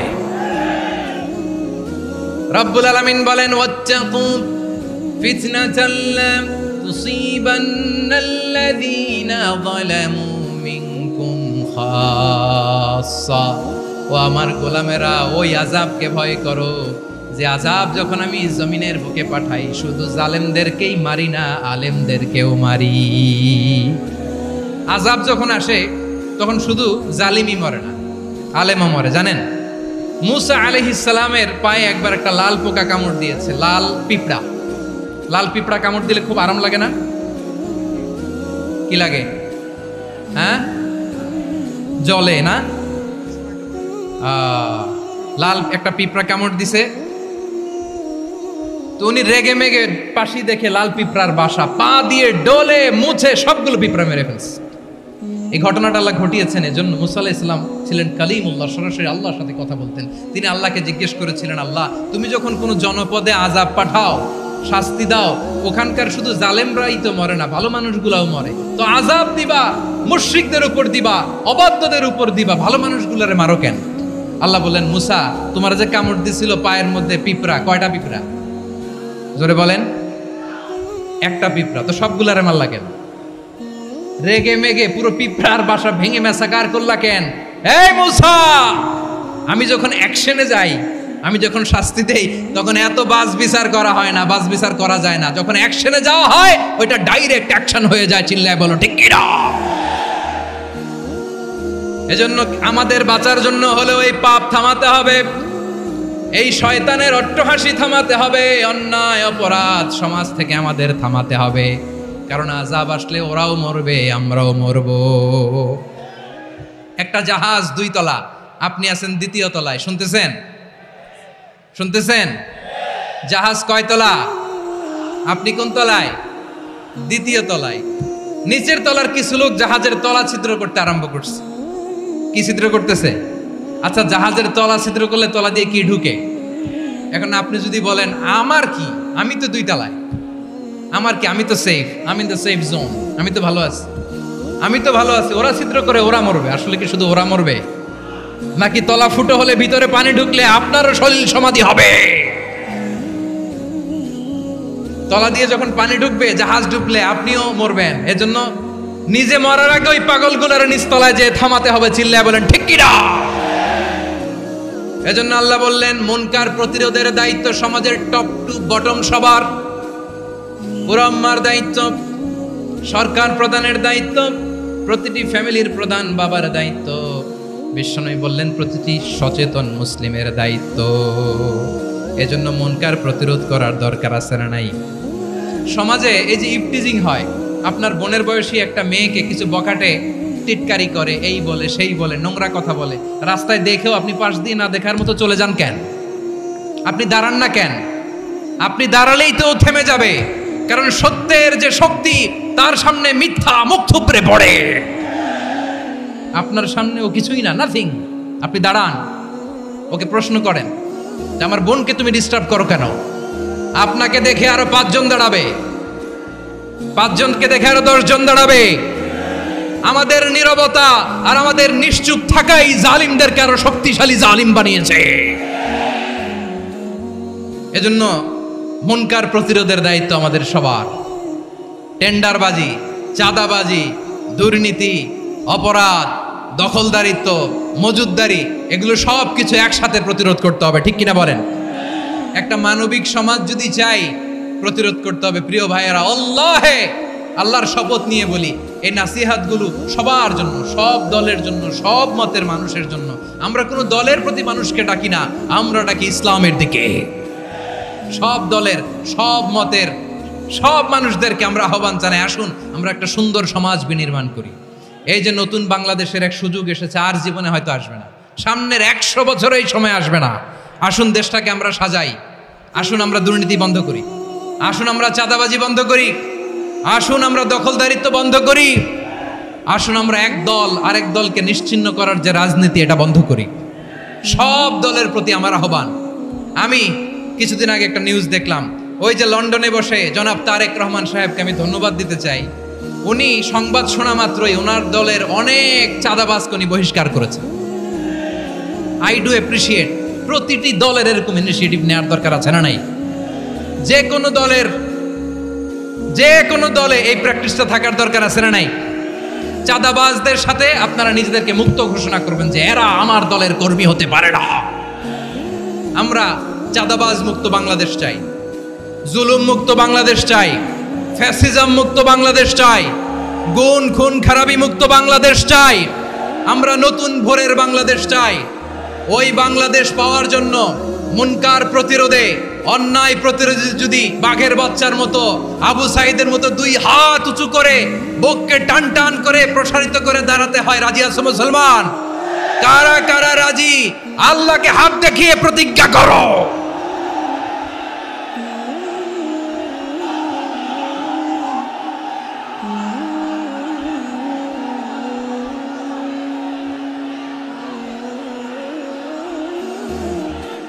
আমার প্রিয় ভাইয়েরা, বসুন বসুন আমার ভাইয়েরা। রাব্বুল আলামিন বলেন, ওয়ায়ানহা আনিল ফাহশাই ওয়াল মুনকারি ওয়াল বাগি ইয়াইদুকুম লাআল্লাকুম তাযাক্কারুন। বসুন। আল্লাহ বললেন, আমি অশ্লীলতাকে নিষেধ করি, আমি সব ধরনের মন্দ কাজকে নিষিদ্ধ করি, সব শেষে আমি সীমা লঙ্ঘনকে তোমাদের জন্য নিষিদ্ধ করি। আলোচনা মনে আছে তো, না ভুলে গেছেন? নিষিদ্ধ করেছেন কয়টা জিনিস? 1 নম্বরে অশ্লীলতা, 2 নম্বরে মুনকার তথা সব মন্দ কাজ, 3 নম্বরে আল বাগি সীমা লঙ্ঘন, ক্রসিং দ্য লিমিট। সীমা লঙ্ঘন করা ভালো না। We all should know our limits. চিল্লায় বলেন ঠিক কিনা? একই আয়াতে আল্লাহ বললেন, কুল ইন্নামা হাররামা রাব্বিয়াল ফাওয়াহিশা মা যাহারা মিনহা ওয়া মা বাতানা ওয়াল ইসমা ওয়াল বাগিয়া বিগাইরিল হক। অন্যায় ভাবে যে অবাধ্য হয়, যে সীমা লঙ্ঘন করে, তাদেরকেও আমি এটা হারাম করে দিলাম। সীমা লঙ্ঘন করা হারাম, সীমা লঙ্ঘন করা হারাম। আল্লাহ বারবার আমাদেরকে ওয়ার্নিং দেয়। যখন আমরা থামি না তখন আল্লাহ ধরে, আর যখন ধরে তখন ছাড়ে না। ধরে না, ধরলে আল্লাহ।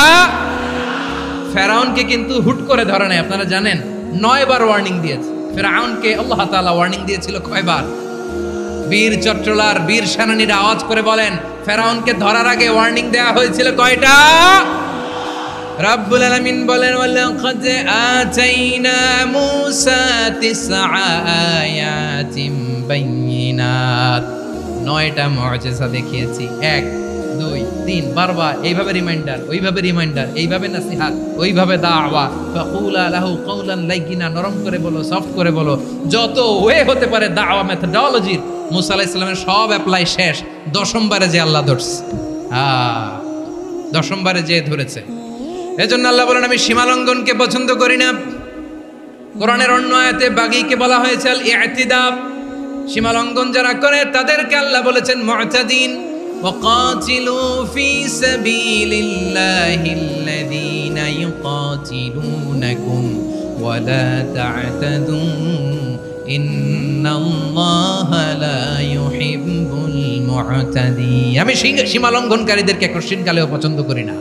আমরা যেন সীমা লঙ্ঘন না করি। রাজি আছেন তো? যে কোনো ক্ষেত্রে ইবাদতে যেন সীমা লঙ্ঘন না করি। অনেকে আমরা ইবাদতে সীমা লঙ্ঘন করে ফেলি। বিশ্বনবী সাল্লাল্লাহু আলাইহি ওয়াসাল্লাম যেটা শিখিয়েছেন এর বাইরে যে অতিরিক্ত বুজুর্গ হতে চায়, এরকম আছে না নাই? করা যাবে না, কোনো ক্ষেত্রেই সীমা লঙ্ঘন করা যাবে, এমনকি যুদ্ধ ক্ষেত্রেও না। বিশ্বনবী সাল্লাল্লাহু আলাইহি ওয়াসাল্লাম বলেন, খবরদার যুদ্ধ ক্ষেত্রেও সীমা লঙ্ঘন করো না।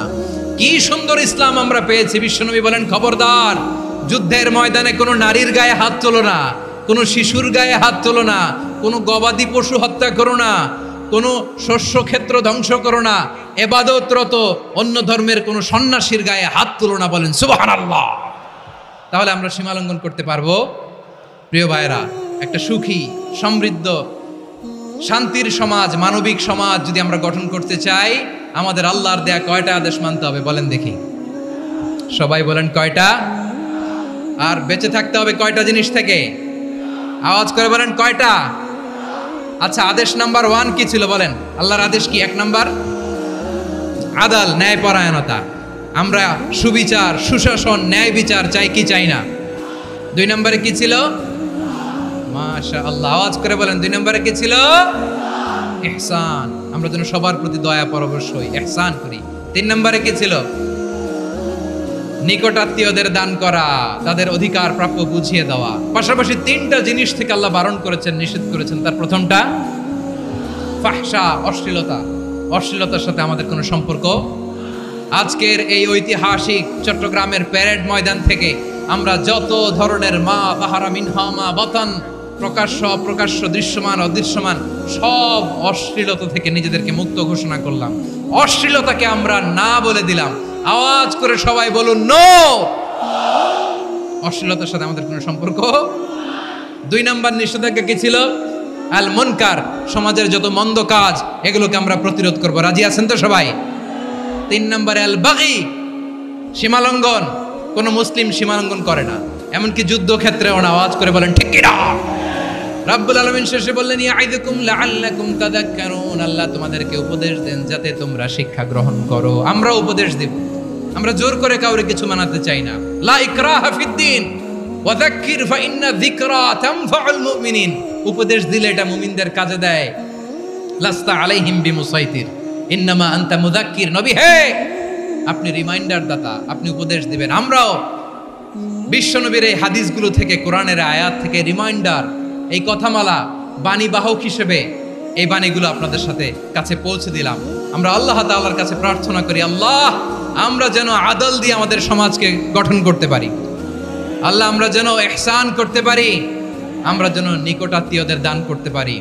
আল্লাহ যত ধরনের অশ্লীলতা, অনাচার, মন্দ কাজ, সীমালঙ্ঘন, অবাধ্যতা থেকে যেন আমরা বেঁচে থাকতে পারি। আল্লাহ তাআলা আমাদের সবাইকে কথাগুলো বোঝার ও আমল করার তৌফিক দান করুন।